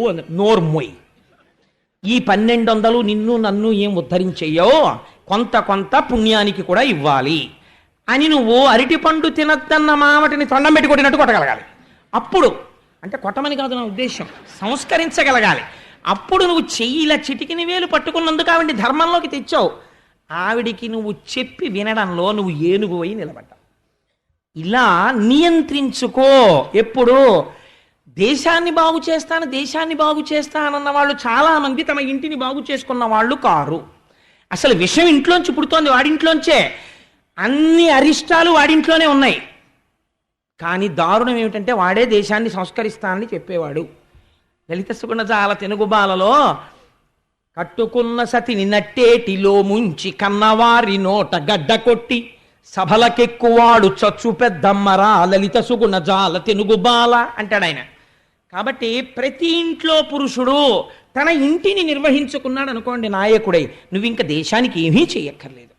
నువ్వు చెయ్యవలసినది నువ్వు చక్కగా చేస్తుంటే నీ భార్య పట్ల మర్యాదతో ప్రవర్తించి, నీ కొడుకుల పట్ల నీ కర్తవ్యం నువ్వు నిర్వహించి, నీ కూతురు పట్ల నీ కర్తవ్యం నువ్వు నిర్వహించి, నువ్వు ఎలా నడువడితో ఉండాలో అలా నడువడితో ఉంటే నీ ఇల్లు ఆదర్శం అవుతుంది. నీ పక్కింటి వాడు అలా ఉంటే ఆ ఇల్లు ఆదర్శం అవుతుంది. ఇన్ని ఇల్లు కలిస్తే ఓ అపార్ట్మెంట్ ఆదర్శం అవుతుంది. 10 అపార్ట్మెంట్లు ఇలా ఉంటే ఆ స్ట్రీట్ ఆదర్శం అవుతుంది. అలాంటి వీధులు గొప్పగా ఉంటే ఆ పట్టణం ఆదర్శం అవుతుంది. అలాంటి పట్టణాలు గ్రామాలు కలిసి ఉంటే ఒక దేశం ఆదర్శం అవుతుంది. అది రామరాజ్యం అవుతుంది. ప్రారంభము ఇక్కడ నుంచి ప్రారంభం కావాలి. ఇక్కడ సంస్కారం లేదు, ఇక్కడ సంస్కారం లేదు, నీ ఇంట్లో సంస్కారం లేదు, నువ్వు దేశాన్ని ఉద్ధరించేవాడివా? ఎలా ఉద్ధరిస్తావు? అందుకే రామచంద్ర ప్రభువు ఒక మాట అంటారు, ఒకటి చెప్పే ముందు ఏది ఉండాలో తెలుసా? తనకి నడువడి ఉండాలి. లేకపోతే లోకం ఏమంటుందో తెలుసా? అన్నీ విని వాడికే లేదు ఏదో చెప్తాడంటుంది. అందుకని వృత్తము నడువడి చాలా ప్రధానము సుమా. ఆ నడువడి లేనప్పుడు ఎన్ని చెప్పినా వినరు, చెప్పే అర్హత ఉండదు కూడా. కాబట్టి ప్రవర్తన నియంత్రించుకో అని చెప్తాడు. సో నాయకత్వం అన్నది అంత అవసరం. ఈ నాయకత్వము సురాసురులను కలపగలగాలి. ఇంట్లో పిల్లలు పుట్టిన దగ్గర నుంచి చాలా డిసిప్లిన్డ్గా ఉంటారండి. అబద్ధం. పిల్లలు ఒక్కొక్కసారి పొరపాటు పని చేస్తాడు, తప్పు పని చేస్తాడు. నువ్వు కడుపులో పెట్టు కాచుకోవాలి. కాసుకుని పిల్లాన్ని కూర్చోపెట్టుకుని చక్కగా వాడికి హితబోధ చేసి, నాన్న ఈసారి తప్పు చేస్తే చేసావు, ఇంకెప్పుడు ఇలా చేయి అని నువ్వు చెప్పగలగాలి. చెప్పగలిగితే నువ్వు చెప్పిన విధానం బట్టి వాడు మారుతాడు. మంచిని చెడుని కలుపుకోగలగాలి నాయకత్వం అన్నది. ఎందుకంటే ఒక దేశంలో ఉన్న వాళ్ళు అందరూ మంచి వాళ్ళు ఉండరు, అందరూ చెడ్డవాళ్ళు ఉండరు. కలుపుకోవాలి. కలుపుకుని ఒక పని మొదలుపెట్టావు. శ్రీమన్నారాయణుడు చేసింది అదే. క్షీరసాగర మదనం జరుగుతుంటే ముందు హాలాహలం పుట్టింది, ముందు దెబ్బలాట్లే వస్తాయి. దాన్ని ఇంటి పెద్దవాడన్నవాడు ఆ హాలాహలాన్ని తాను పుచ్చుకోవాలి. అంటే ఆ దెబ్బలాట తాను విని, రే ఏమిట్రా దెబ్బలాటలో మీరు పిల్లలు అలా మాట్లాడుకోవచ్చా అని హాలాహలం తాను పుచ్చుకొని వాళ్ళకి ప్రశాంతత ఇవ్వాలి. అంటే ఇంకా మనం ఇలా దెబ్బలాడుకోకూడదన్న స్థితి వాడికి తేవాలి. మీరు ఆంతరమునందు తీసుకున్నారనుకోండి, క్షీరసాగర మథనం ఎక్కడ జరుగుతుందో తెలుసా అండి? బయట కాదు, ఇక్కడ చేయగలగాలి మీరు. ఎలాగో తెలుసా? క్షీరసాగరం అంటే మీకు నేను మొట్టమొదటి రోజున చెప్పాను, అది పెరుగుకుండా పాలకుండా ఇక్కడ ఉన్నదని అనుకోండి. ఏమిటా పాలకుండా? ఈశ్వరుడు ఇక్కడే ఉన్నాడు. ఎందుకని? మీరు ప్రతిరోజు ఈ సత్యం ఒప్పుకుంటున్నారు. ఎక్కడ ఒప్పుకుంటున్నారు? మీరు చూడండి. మీరు ద్వైతముతో ప్రారంభించి అంతకన్నా ఇంకా గొప్ప స్థితిలోకి వెళ్ళి అక్కడి నుంచి అద్వైతంలో పూర్తి చేస్తారు పూజని. ఎలా? మీరు చూడండి, పూజకు కూర్చున్నప్పుడు ఏమంటారు? దేశకాల సంకీర్తనం చేస్తారు. శ్వేతవరాహ కల్పే వైవస్వతమన్వంతరే కలియుగే ప్రథమ పాదే జంబూ ద్వీపే భరతవర్షే భరతఖండే మేరోహ దక్షిణ దిగ్భాగే శ్రీశైలస్య ఈశాన్య ప్రదేశే గంగా గోదావరియోర్మధ్యదేశే వసతి గృహే సమస్త దేవతా బ్రాహ్మణ హరిహర సన్నిధౌ అస్మిన్ వర్తమానే వ్యవహారిక చాంద్రమానేన శ్రీ పార్థివనామ సంవత్సరే ఉత్తరాయణే శిశిఋతు మాఘమాసే కృష్ణపక్షే అని వరుసగా తిథి దగ్గర నుంచి, రోజు దగ్గర నుంచి, నక్షత్రం దగ్గర నుంచి, సమయం దగ్గర నుంచి, ఏం చేస్తున్నారు దగ్గర వరకు చెప్తారు. ఇప్పుడు ఎవరికి చెప్తున్నారు? ఈశ్వరుడు అక్కడున్నాడు, నేను ఇక్కడున్నాను. ఇప్పుడు పూజ మొదలెట్టిన తర్వాత ఏమంటారు? నేను చేస్తున్నాను అని కర్మ కరిష్యే అని నీళ్లు ముట్టుకుని ఓం ప్రకృత్యై నమః, ఓం వికృత్యై నమః, ఓం అని ఒక్కొక్క నామం చెప్తూ, అమ్మా నువ్వు అంత గొప్పదానివి, నేను ఏమీ చేత కానివ్వండి నీ భక్తుణ్ణి, నువ్వే కాపాడాలి అంటూ పువ్వులేస్తారు. కాబట్టి ఇప్పుడు ఏమైంది? ఈశ్వరుణ్ణి పైన పెట్టారు, మీరు కింద నిల్చున్నారు. ఇప్పుడు ఈశ్వరుణ్ణి చాలా విశిష్టమైన స్థానమునందు పెట్టారు, మీరు కింద స్థానంలో నిలబడ్డారు. మంత్రపుష్పం వచ్చింది, అప్పుడు చేతిలో పువ్వు పట్టుకుని లేచి నిలబడ్డారు. నిలబడి ఇప్పుడు ఏమంటున్నారు? నాణ్యపంథాయ నాయ విద్యతే. అసలు ఈశ్వరుణ్ణి తెలుసుకోవడానికి నేను పూర్వం చేసింది ఏవీ మార్గాలు కావు, ఒక్కటే మార్గం ఉన్నది. ఈశ్వరుడు ఎక్కడున్నాడో తెలుసుకోవడానికి. ఎక్కడున్నాడో ఇప్పుడు చెప్పేస్తున్నారు. నీవారస్సూకవత్తన్వి పీతాభాస్వత్యనూపమా. బొడ్డులో చిటికిన వేలు పెట్టుకుని పైకి బొటన వేలు పెడితే బొటన వేలు ఎక్కడ తగులుతోందో అక్కడ ఇలా వంగిన కమలం ఒకటి ఉన్నది. ఆ మధ్యలో ఒక అగ్నిహోత్రం వెలుగుతోంది, దాని మధ్యలో మళ్ళీ ఒక చిన్న బిందు ఉంది, దాని వేడి పైకి కిందకి పక్కలకి కొడుతోంది. అదే ఊర్ధమూలమధశాయి.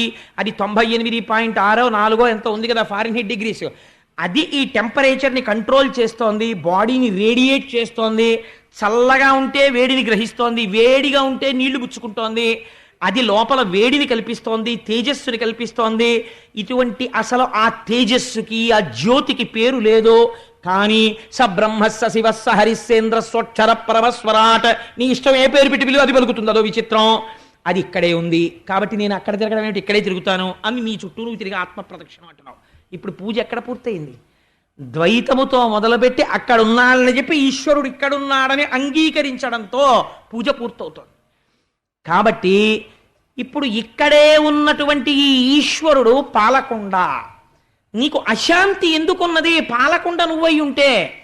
అంటే పాలకొండని విడిచిపెట్టి నువ్వు లోకము చుట్టూ తిరుగుతున్నావు. మనశ్శాంతి ఎక్కడి నుంచి వస్తుంది? ఏది శాంతినిస్తుందో దాన్ని పట్టుకుంటే శాంతినిస్తుంది. నీకు చాలా ఎండగా ఉందండి అన్నాడు ఒక ఆయన. చాలా ఎండగా ఉందండి అని చెప్పి చొక్కా ఇప్పేసి, బనీ నిప్పేసి, టోపీ తీసేసి, మంచి నడినెత్తి మీద సూర్యుడు ఉండగా రోడ్డు మీదకి వెళ్ళి నిలబడ్డాడు. కూర్చుని, ఏమిటండి ఎండ తల పగిలిపోతోంది అంటున్నాడు. అదేమిటయా ఎండగా ఉంది తల పగిలిపోతోందని రోడ్డు మీద కూర్చున్నావు, ఎందుకు ఇంట్లోకి వెళ్ళి కూర్చో అన్నాడు అనుకోండి ఒక ఆయన. అదేమిటండి ఇంట్లో కూర్చుంటేనే చల్లగా ఉంటుందా అంటే, ఇంట్లో కూర్చుంటేనే చల్లగా ఉంటుంది, రోడ్డు మీద కూర్చుంటే చల్లగా ఎందుకు ఉంటుంది?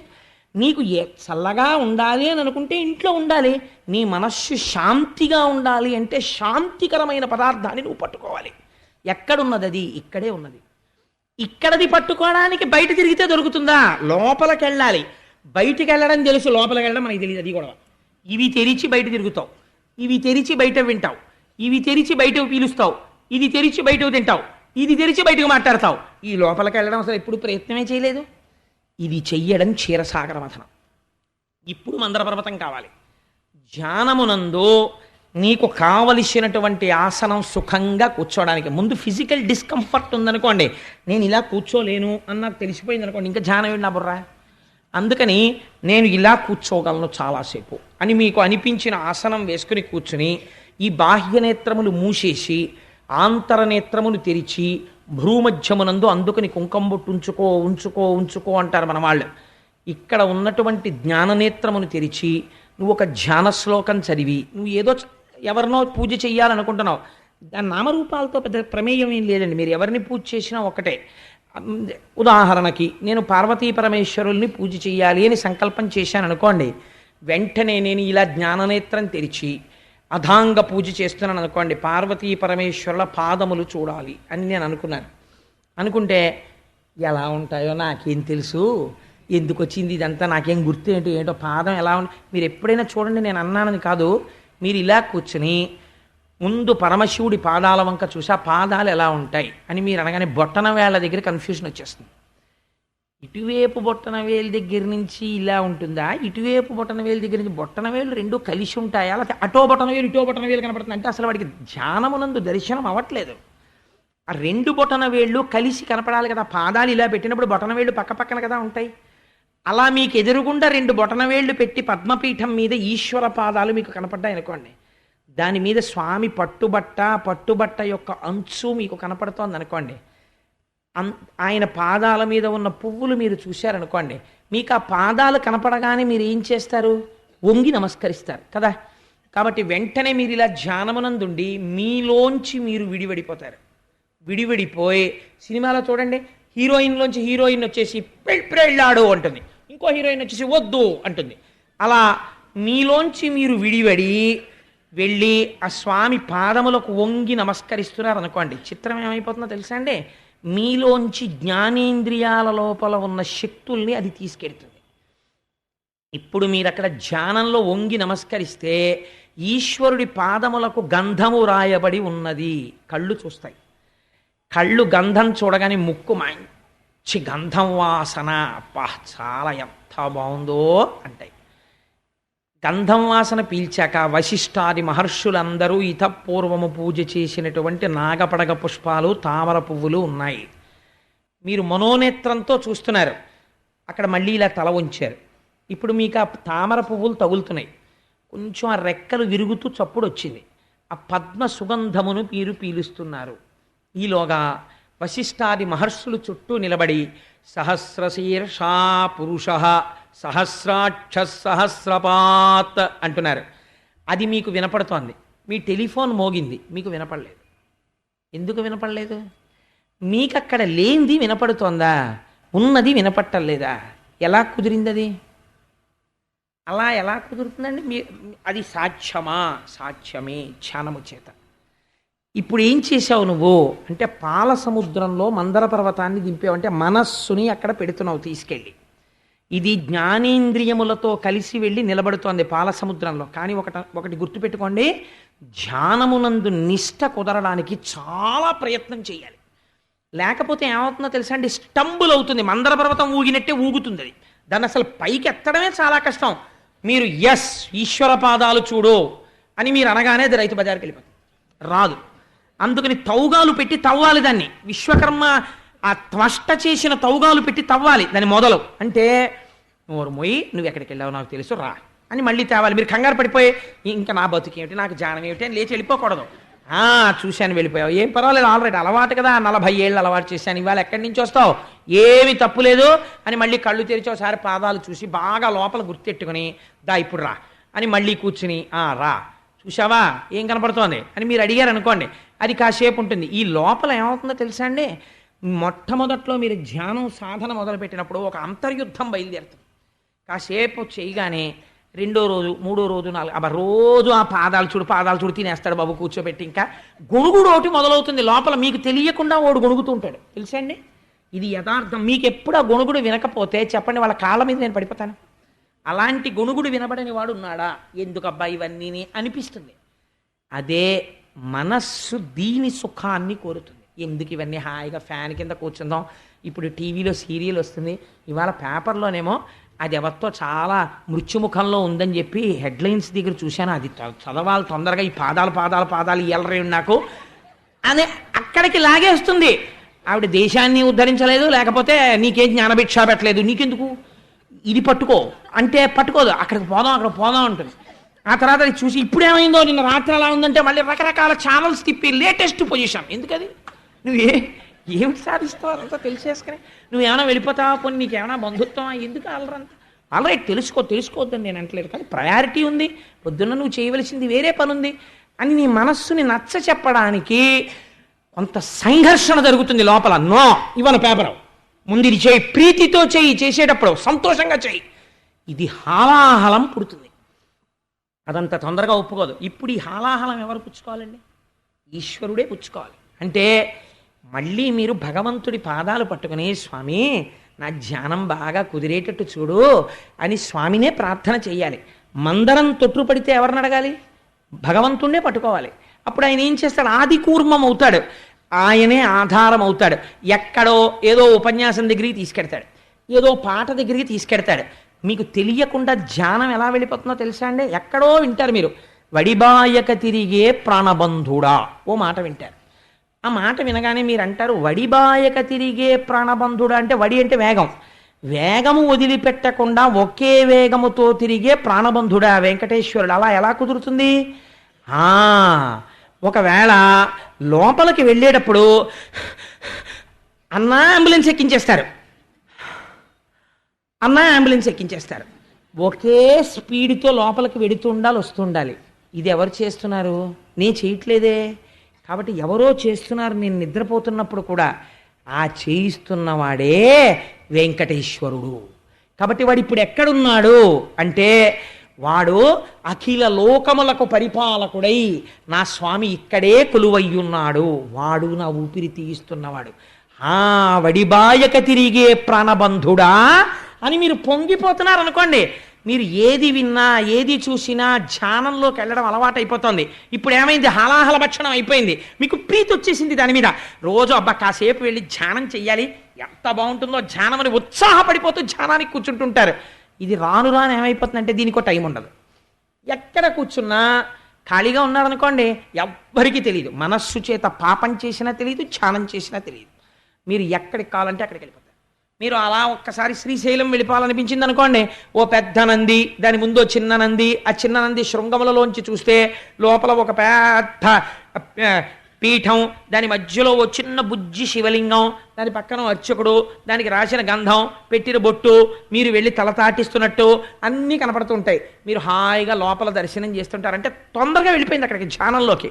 అది అలవాటు పడినది, అది అలవాటు చెయ్యాలి. మీరు చేయకపోతే దానికి రాదు, మీరు ఏం చేస్తే అది పుచ్చుకుంటుంది. అది పసిపిల్లాళ్ళు లాంటిది, అందుకని అలవాటు చేస్తే వెడుతుంది. ఇది మందర పర్వతాన్ని దింపి క్షీరసాగర మథనం చెయ్యడం. ఇలా ధ్యానం చెయ్యగా ఏమవుతుంది? ముందొచ్చే ప్రయోజనం ఏమిటో తెలుసా అండి? ప్రశాంతంగా ఉంటాడు. ముందు వాడు ప్రశాంతంగా ఉంటే ఊరంతా ప్రశాంతంగా ఉంటుంది.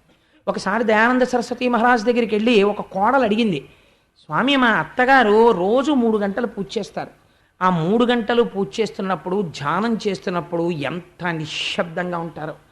3 గంటలు పూజ అయిపోయి ఇంట్లోకి వస్తారు, అంతే అరుపులు కేకలు మొదలు. ఇంకా పూజ వల్ల ప్రయోజనం ఏమిటి అని అడిగారు. అడిగితే దయానంద సరస్వతి అన్నారు, ఆ పూజ వల్ల మీ ఇల్లు 3 గంటలు ప్రశాంతంగా ఉండడమే పుణ్యము అన్నారు. ఎంత గొప్ప మాట చూడండి. కాబట్టి ధ్యానం చేసి నీకేమవుతుంది? నువ్వు ప్రశాంతంగా ఉంటావు. నువ్వు ప్రశాంతంగా ఉంటే ఏమవుతుంది? నీ బీపీ కంట్రోల్లో ఉంటుంది, నీ షుగర్ కంట్రోల్లో ఉంటుంది, నువ్వు కంట్రోల్లో ఉంటావు. ప్రశాంతమైన నిర్ణయాలు తీసుకుని తాను ప్రశాంతిలో ఉంటుంది. లేదనుకోండి, తాను ఉద్వేగంలో ఉంటుంది, 10 మందిని ఉద్వేగపెడుతుంది, ఉద్వేగాన్ని సృష్టిస్తుంది, ఉపద్రవాలు తీసుకొస్తుంది. కాబట్టి శాంతికర స్థానమును పట్టుకోవడం అలవాటైపోయి అలా పట్టుకుంటే ఏమవుతుంది? కొన్ని సిద్ధులు వస్తాయి నీకు తెలియకుండానే. అవే కామధేనువు, కల్పవృక్షం, ఇలాంటివన్నీ. ఓ ఆశీర్వచనం చేస్తే ఫలించవచ్చు. అలా ఈ సిద్ధులు వస్తాయి, కానీ నాకక్కర్లేదని వదిలేయగలగాలి. చెయ్యవలసిన మొదటి పని మాత్రం మర్చిపోకూడదు. ఏమిటో తెలుసా అండి? ధేనువు సురభిని మునులకు ఇవ్వాలి. సురభి అంటే ఏమిటో తెలుసా అండి? మా దొరగారు చేస్తుంటారు, అది సురభి అంటే. ప్రతి ఉగాది నాడు వేద పండితులందరినీ తీసుకొచ్చి ఇంట్లో వేదం చదివించి వారందరికీ భూరిదానం చేస్తారు. బయట కూడా చెప్పరు, మంచి భూరిదానాలు చేస్తారు. పొలం దున్నడం ప్రారంభం కాగానే వేద పండితులందరినీ తీసుకెళ్లి పొలం గట్టును కూర్చోపెట్టి ముందు వేదస్వస్తి చెప్పిస్తారు. నేను భూమిని దున్నుతున్నాను అని ముందు వేదం చెప్పించి వేద పండితుల్ని సత్కరిస్తారు.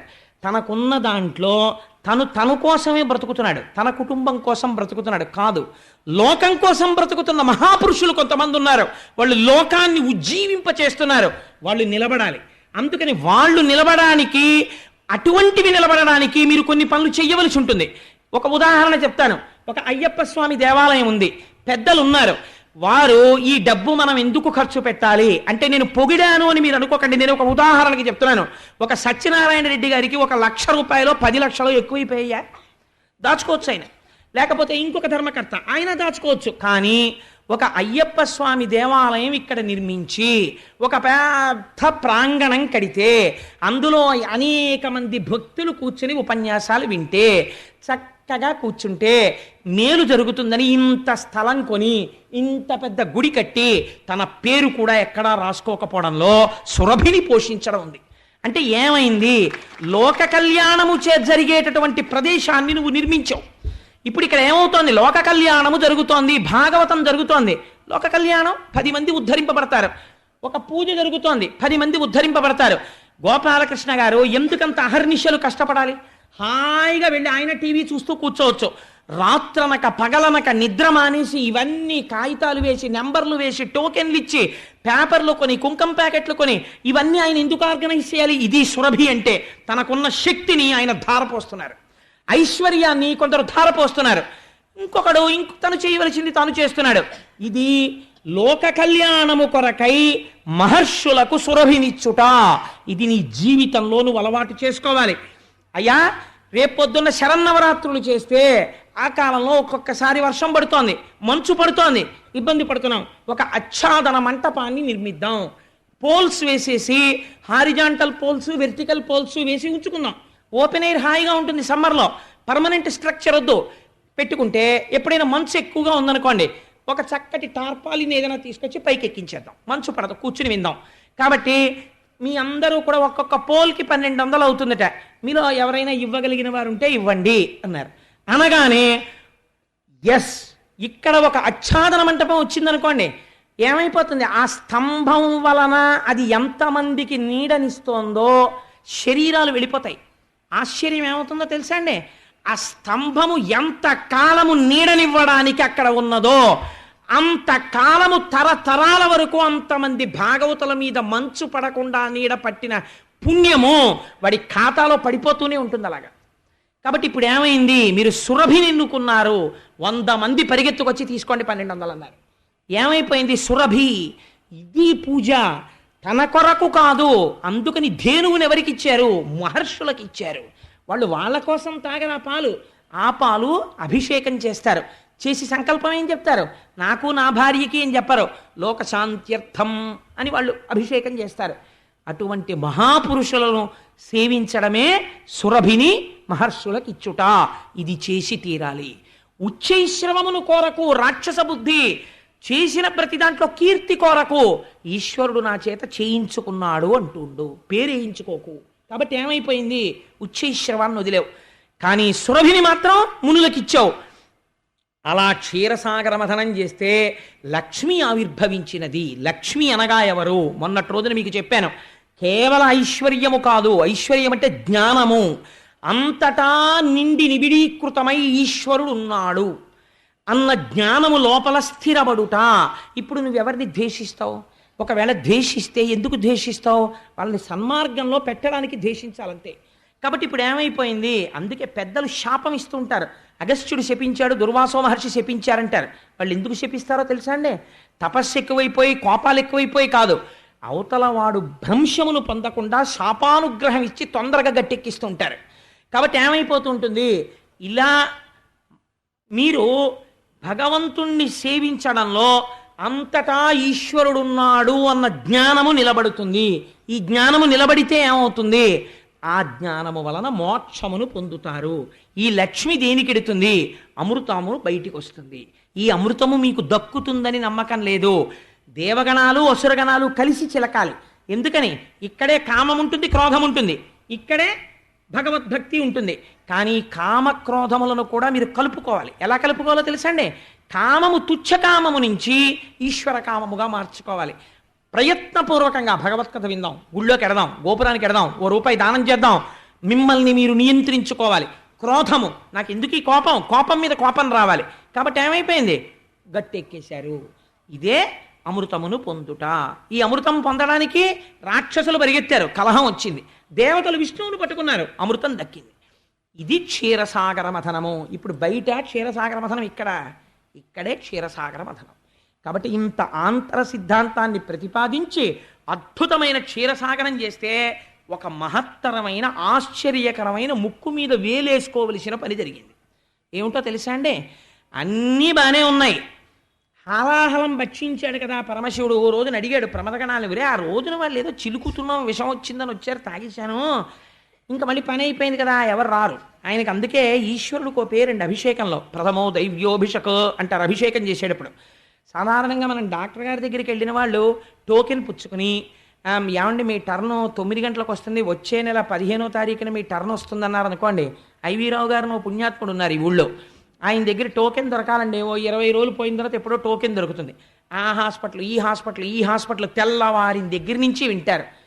టోకెన్ పుచ్చుకున్న ఎవడైనా సరే పక్కన స్టూల్ మీద కూర్చుని, నాకు కడుపు నొప్పిగా ఉందండి, చెవులో పోటుగా ఉందండి, కంట్లో నొప్పిగా ఉందండి, తలకాయ పోటుగా ఉందండి, తిన్నదరగట్లేదండి, అరిగినా కూడా అరగలేదని బెంగొచ్చేస్తోందండి, ఇలాంటి దిక్కుమాలిన రుగ్మతలు చెప్పేవాడే కానీ సరదాగా వచ్చి ఓ శ్లోకం చెప్పేవాళ్ళు లేడయా అని ఐవీరావు గారు అనొచ్చా? అనరు.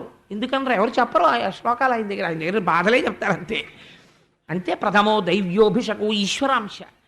ఇన్ని చెప్పి ఎవడైనా టోకెన్ తీసుకుని 15 రోజులు పోయిన తర్వాత వెళ్ళి, డాక్టర్ గారు అలా మీరు అప్పుడు ఎప్పుడో నాకు ప్రిస్క్రిప్షన్ రాశారండి, నా స్పాండిలైటిస్ బాగా తగ్గింది, మీకు కృతజ్ఞత చెప్పుకుందామని టోకెన్ తీసుకుని క్యూలో 2 గంటలు నించున్నానండి అని చెప్పిన వాడు ఉంటాడా? అలా ఉంటే ఐవీరావు గారు ఆశ్చర్యపోతారు. అదేమిటో నాకు థ్యాంక్స్ చెప్పడానికి టోకెన్ ఇచ్చుకొని ఇంకొక గంట రేపు కూర్చున్నాడని. కాబట్టి క్షీరసాగర మథనంలో హాలాహలం వస్తేనే శివుడి దగ్గరికి వస్తారు, తర్వాత ఏం జరిగిందో చెప్పడానికి శివుడి దగ్గరికి రారెవరు. అంతే లోకం యొక్క పోకడ.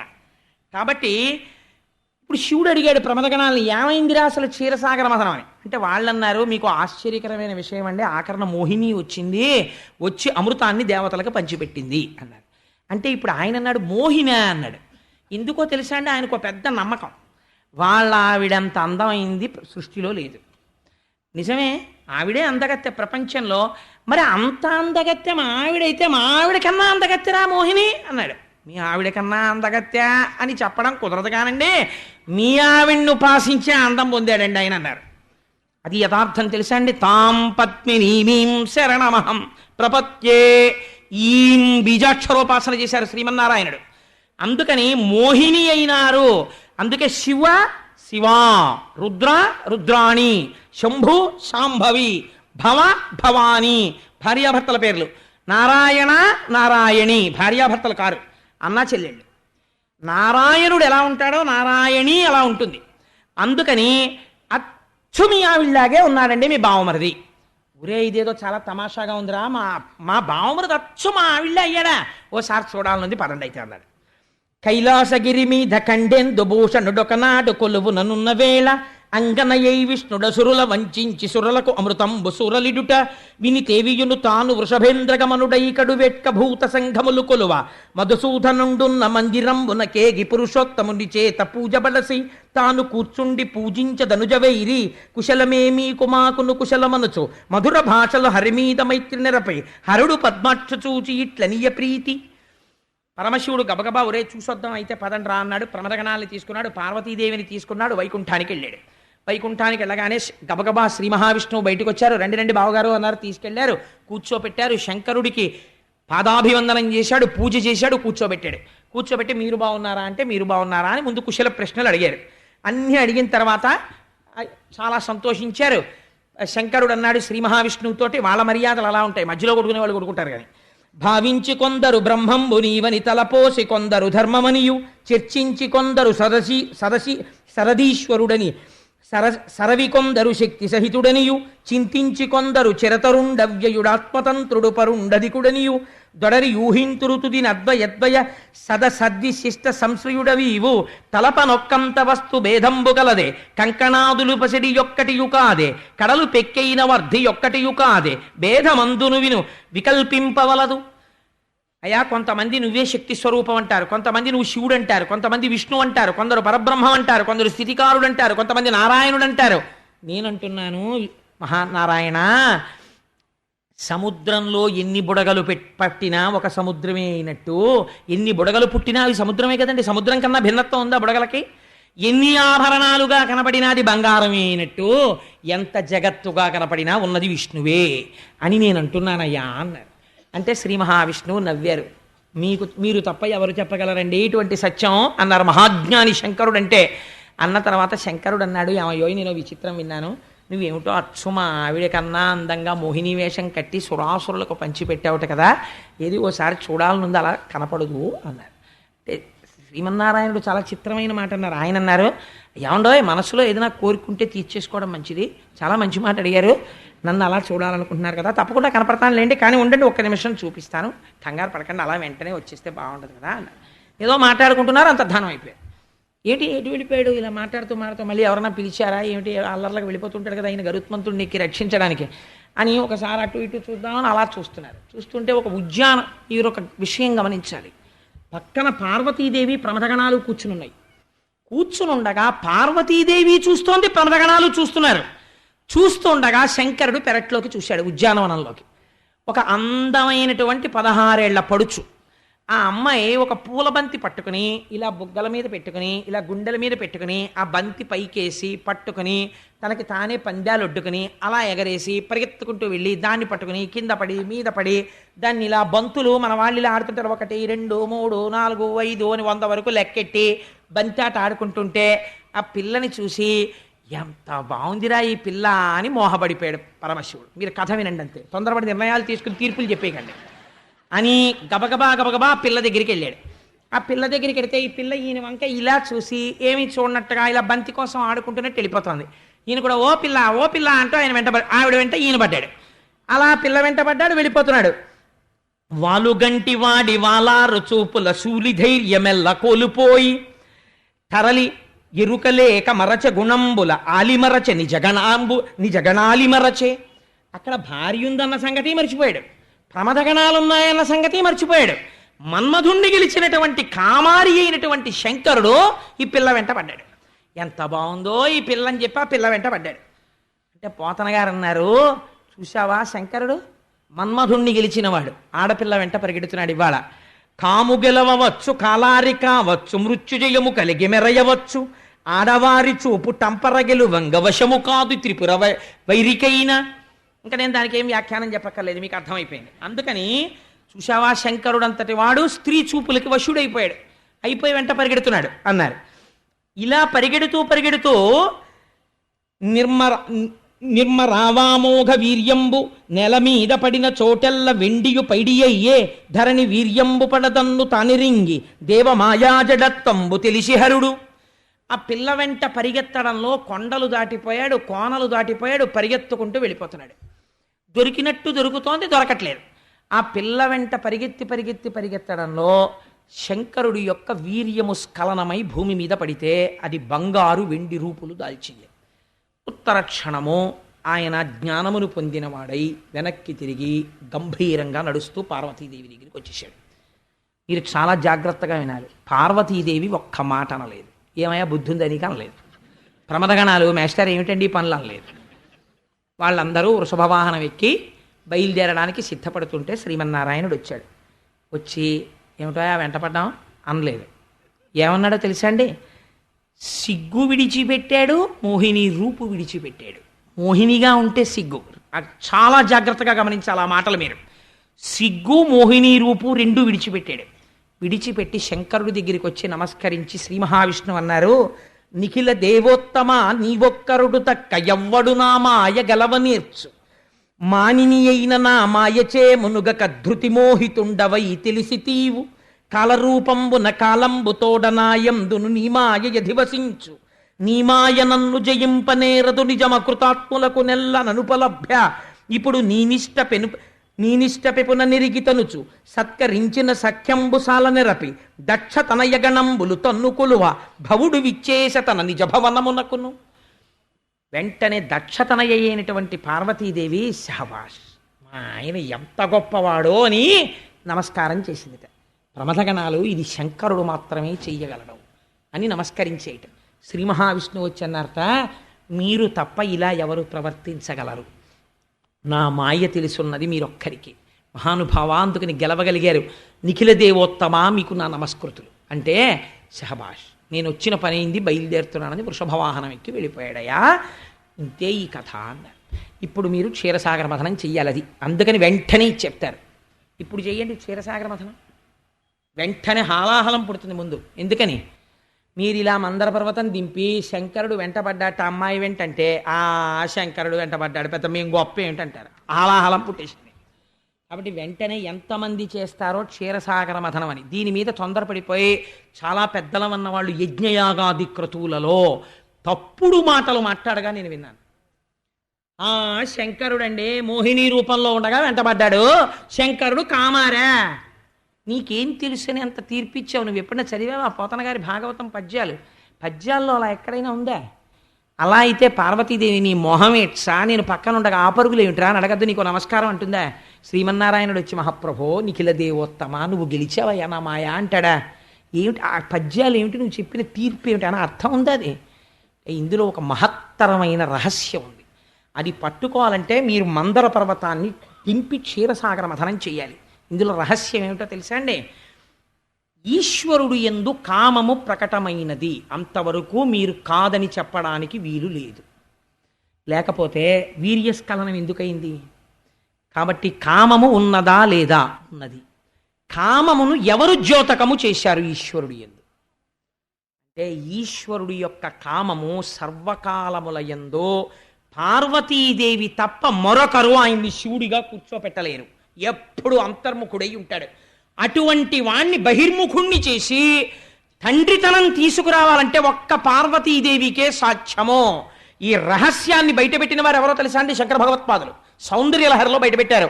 హరిస్వామారాధ్య ప్రణత జన సౌభాగ్య జననీం పురాణారీ భూత్వా పురరపిమపి క్షోభమనయత్ స్మరోపిత్వా నత్వా రతినయన లేహ్యేన వపుషా మునీనామప్యంతః కథమివ మోహాయమిహతాం.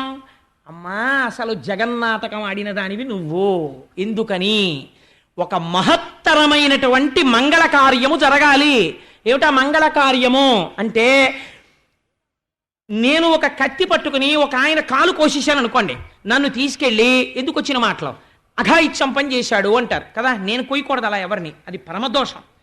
ఒక డాక్టర్ గారు ఒక మనిషిని పడుకోబెట్టి మత్తు ఇచ్చేసి నేను ఇంకా కాలు కోసేసేటప్పుడు తెలిసేట్టు కోసేసానేమో, ఆయనైతే తెలియకుండా కోసేశాడు. వెంటనే ఆ రోగి యొక్క బంధువులు పోలీస్ కంప్లైంట్ ఇచ్చి పోలీసులకి ఈ డాక్టర్ గారికి సంఖ్యలు వేసి తీసుకెళ్ళిపోతారా? తీసుకెళ్ళరు. ఆయన గుండె కోసేస్తాడు. ఎవరు కంప్లైంట్ ఇవ్వరు. ఎందుకు ఇవ్వరు? ఆయన కాలు కోసేయడంలో దుష్టాంగములు ఖండించి శిష్టాంగములు రక్షిస్తాడు. ఆయన కొయ్యడం వేరు, నువ్వు కొయ్యడం వేరు. ఆయన కామమునకు వశుడైపోయితే ఏమవ్వాలో తెలుసండి? తర్వాత కూడా మోహిని తనకి చిక్కి తాను అనుభవించే వరకు కొండ కోనల యందు ఏకాంత ప్రదేశము వరకు వెళ్ళాడు. కాబట్టి పైశాచికముగా పట్టుకోవాలి. అలా పట్టలేదు. ఆయన కామునకు వశుడు కాడు. కానీ ఆ క్షణమునందు కామమునందు పరిపూర్తిని పొందాడు. అలా ఎవరు పరిపూర్తి పొందేటట్టు చెయ్యగలరు? ఆయన ధర్మపత్ని చెయ్యగలదు. ఇప్పుడు ఆయన ధర్మపత్ని ఇక్కడ కూర్చుని వీక్షించినట్లున్నది. కానీ ఈవిడ తేజస్సు ఎవరిలో ప్రవేశించింది? ఈ బీజాక్షరోపాసన చేత నారాయణుడైనాడు పురుషరూపముతో. పురుషరూపముతో పురుషుడైన శివుని యొక్క వీర్యములను స్ఖలనము చేయించాలి. స్త్రీగా చేయిస్తే ధర్మపత్ని, దోషం లేదు. పురుషుడిగా ఎందుకు చేయించాలి? ఒక మూఢురాలొకతుంది ప్రపంచంలో, అలాంటి బిడ్డ పుట్టడు అని అనుకుంది. అది అనుకుని శివకేశవులకు బిడ్డడు పుడితే ఆయన చేతిలోనే చస్తాను అని వరమడిగింది. కాబట్టి ఇప్పుడు లోక కళ్యాణం జరగాలి. మహిషి మరణానికి శివకేశవులకి అయ్యప్ప స్వామి పుట్టాలి. పుడితే మహిషి మరణిస్తుంది. కాబట్టి ఇప్పుడు ఏమవ్వాలి? కామ ప్రచోదనమైనట్టు కనపడి అయ్యప్ప స్వామి జన్మించినారు. అందుకని గంటలు మోగించారు. ఇది మంగళమా అమంగళమా? ఒక్కసారి స్వామిని ధ్యానం చేసి నమస్కరించండి.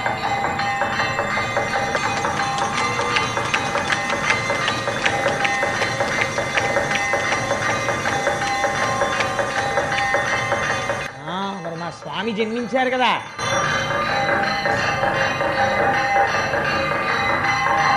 శహబాష్. అయ్యప్ప స్వామి గుళ్ళో అయ్యప్ప స్వామి జననం. కాబట్టి ఇప్పుడు ఏమైనది? లోకములన్నింటికీ మంగళము జరిగినది.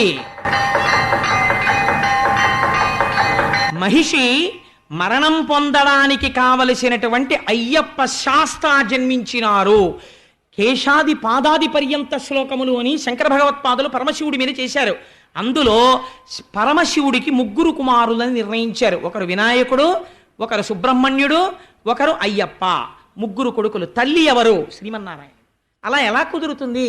అక్కడే కూర్చుని ఆవిడ తన తేజస్సు నారాయణుణ్ణి నారాయణిగా మార్చి ఈం బీజాక్షరోపాసన చేత పరిపూర్ణమైనటువంటి కామతృప్తిని ఈశ్వరుని యందు కల్పించినది.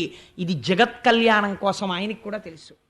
అందుకని జగత్ కళ్యాణకారకము కావడానికి కావలసినంత ఫలితము జరిగే వరకు మాత్రమే వెంటపడతాడు తప్ప ఆ తర్వాత ఈ మోహిని రూపమే బాగుంది, పార్వతీదేవికి నోటీస్ ఇస్తాను, డైవర్స్ నోటీస్ అనడం, ఇది శంకరుడి యొక్క స్థితి. ఇది నీకు తెలుసా? ఇది నీకు తెలిస్తే అయ్యప్ప స్వామి జననముంది, మహిషిని సంహరించి మనని కాపాడి ఇలా పట్టుకు కూర్చుని యోగపట్టం కట్టుకుని ఇలా కూర్చుంటారు. ఇలా కాళ్ళు పొరపాటున కిందకొస్తాయేమో అని యోగసిద్ధి పోకుండా ఉండడానికి పట్టం కట్టుకుని ఇలాగే కూర్చుని ఇలా పట్టుకుని ఉంటారు. ఇలా పట్టుకుని ఉంటే ఏమిటో తెలుసా అండి? మహిషి అంటే అజ్ఞానం. ఎవరు శివకేశవుల యొక్క ఏకత్వమును తెలుసుకోగలుగుతున్నారో, ఈ లీలలో ఉన్న అంతరార్థమును క్షీరసాగర మదనం చేసి పట్టుకోగలుగుతున్నారో వాళ్ళకొక రహస్యం తెలుస్తోంది. ఆ కామము తుచ్చకామము కాదు. డాక్టర్ గారు కాలు ఆపరేషన్ చేసినట్టు, శరీరాన్ని బతికించి కాలు ఒకటే తీసినట్టు, లోకమునంతటిని రక్షించడానికి కామమును తన యందు అంగీకరించినాడు. ఈ కామము లోకరక్షణము కొరక, ఈ కోమము తుచ్చకామమై ఒక స్త్రీ వెంట పడడానిక? ఈ లోకరక్షణము కోసమనే బయలుదేరి వైకుంఠానికి వచ్చాడు.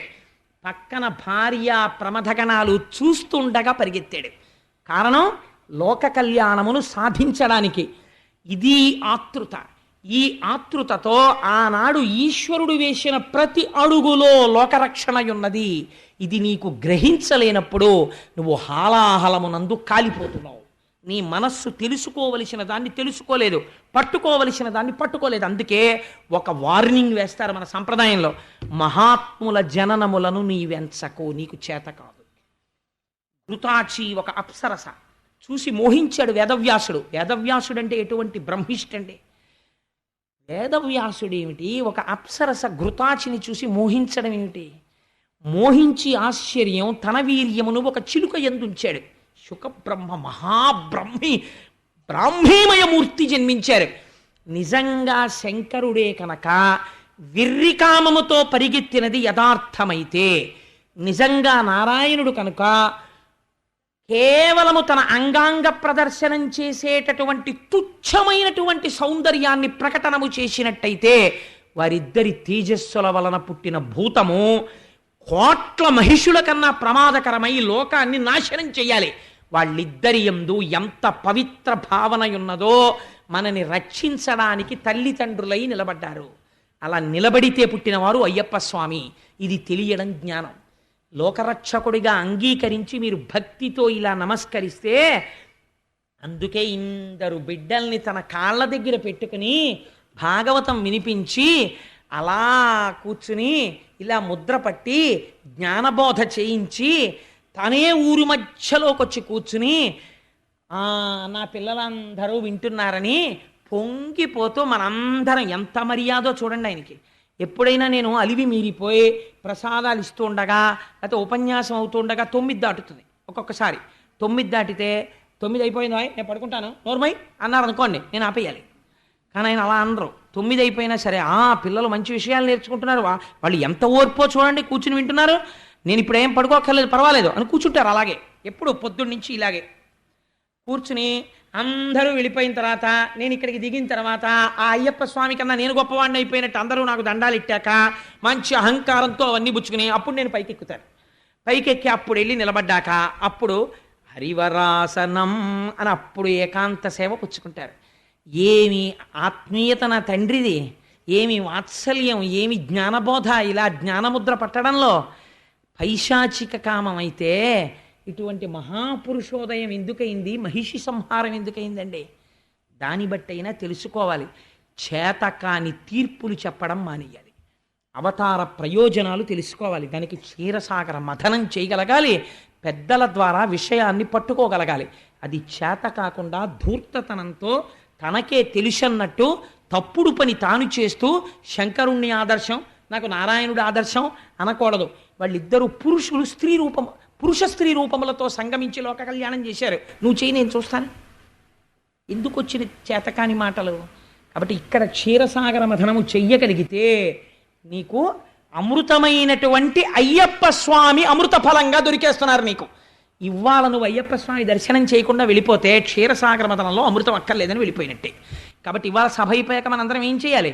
తప్పకుండా ఇంతమందిని అయ్యప్ప స్వామి దర్శనం చెయ్యాలి. ఎవరు చేశారో వాళ్ళు అమృతం తాగారు, ఎవరు చేయలేదో నేను పూర్తి చేయను.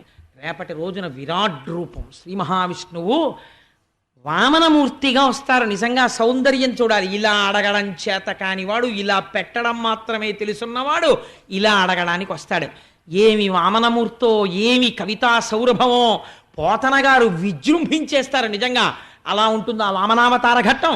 ఇళ్లల్లో ఏవైనా క్రతువులు సరిగ్గా జరిగి ఉండకపోతే వామనావతార ఘట్టాన్ని వింటే సక్రమంగా పూర్తి చేసిన ఫలితాన్ని ఇచ్చేస్తారు. అంత గొప్పది వామనావతార విశేషం. రేపటి రోజున మనం వామనావతారం గురించి చెప్పుకుందాం. శ్రీ ముద్రాంకిత గోవింద గోవింద హరి గోవింద గోకుల నందన గోవింద ధరణీనాయక గోవింద గోవింద హరి గోవింద గోకుల నందన గోవింద దినకర తేజ గోవింద గోవింద హరి గోవింద గోకుల నందన గోవింద పద్మావతి ప్రియ గోవింద గోవింద హరి గోవింద గోకుల నందన గోవింద ప్రసన్నమూర్తి గోవింద గోవింద హరి గోవింద గోకుల నందన గోవింద శంఖచక్రధర గోవింద గోవింద హరి గోవింద గోకుల నందన గోవింద లక్ష్మీవల్లభ గోవింద గోవింద హరి గోవింద గోకుల నందన గోవింద సహస్రనామ గోవింద గోవింద హరి గోవింద గోకుల నందన గోవింద వారధి బంధన గోవింద గోవింద హరి గోవింద గోకుల నందన గోవింద వెంకటరమణ గోవింద గోవింద హరి గోవింద గోకుల నందన గోవింద నందనందన గోవింద గోవింద హరి గోవింద గోకుల నందన గోవింద శిష్ట పరిపాలక గోవింద గోవింద హరి గోవింద గోకుల నందన గోవింద కష్ట నివారణ గోవింద గోవింద హరి గోవింద గోకుల నందన గోవింద విహితమ విహితం వా సర్వమేత్తక్షమస్వ శివ శివ కరుణాబ్ధే శ్రీ మహాదేవ శంభో సర్వం శ్రీ ఉమామహేశ్వర పరబ్రహ్మార్పణమస్తు. స్వస్తి.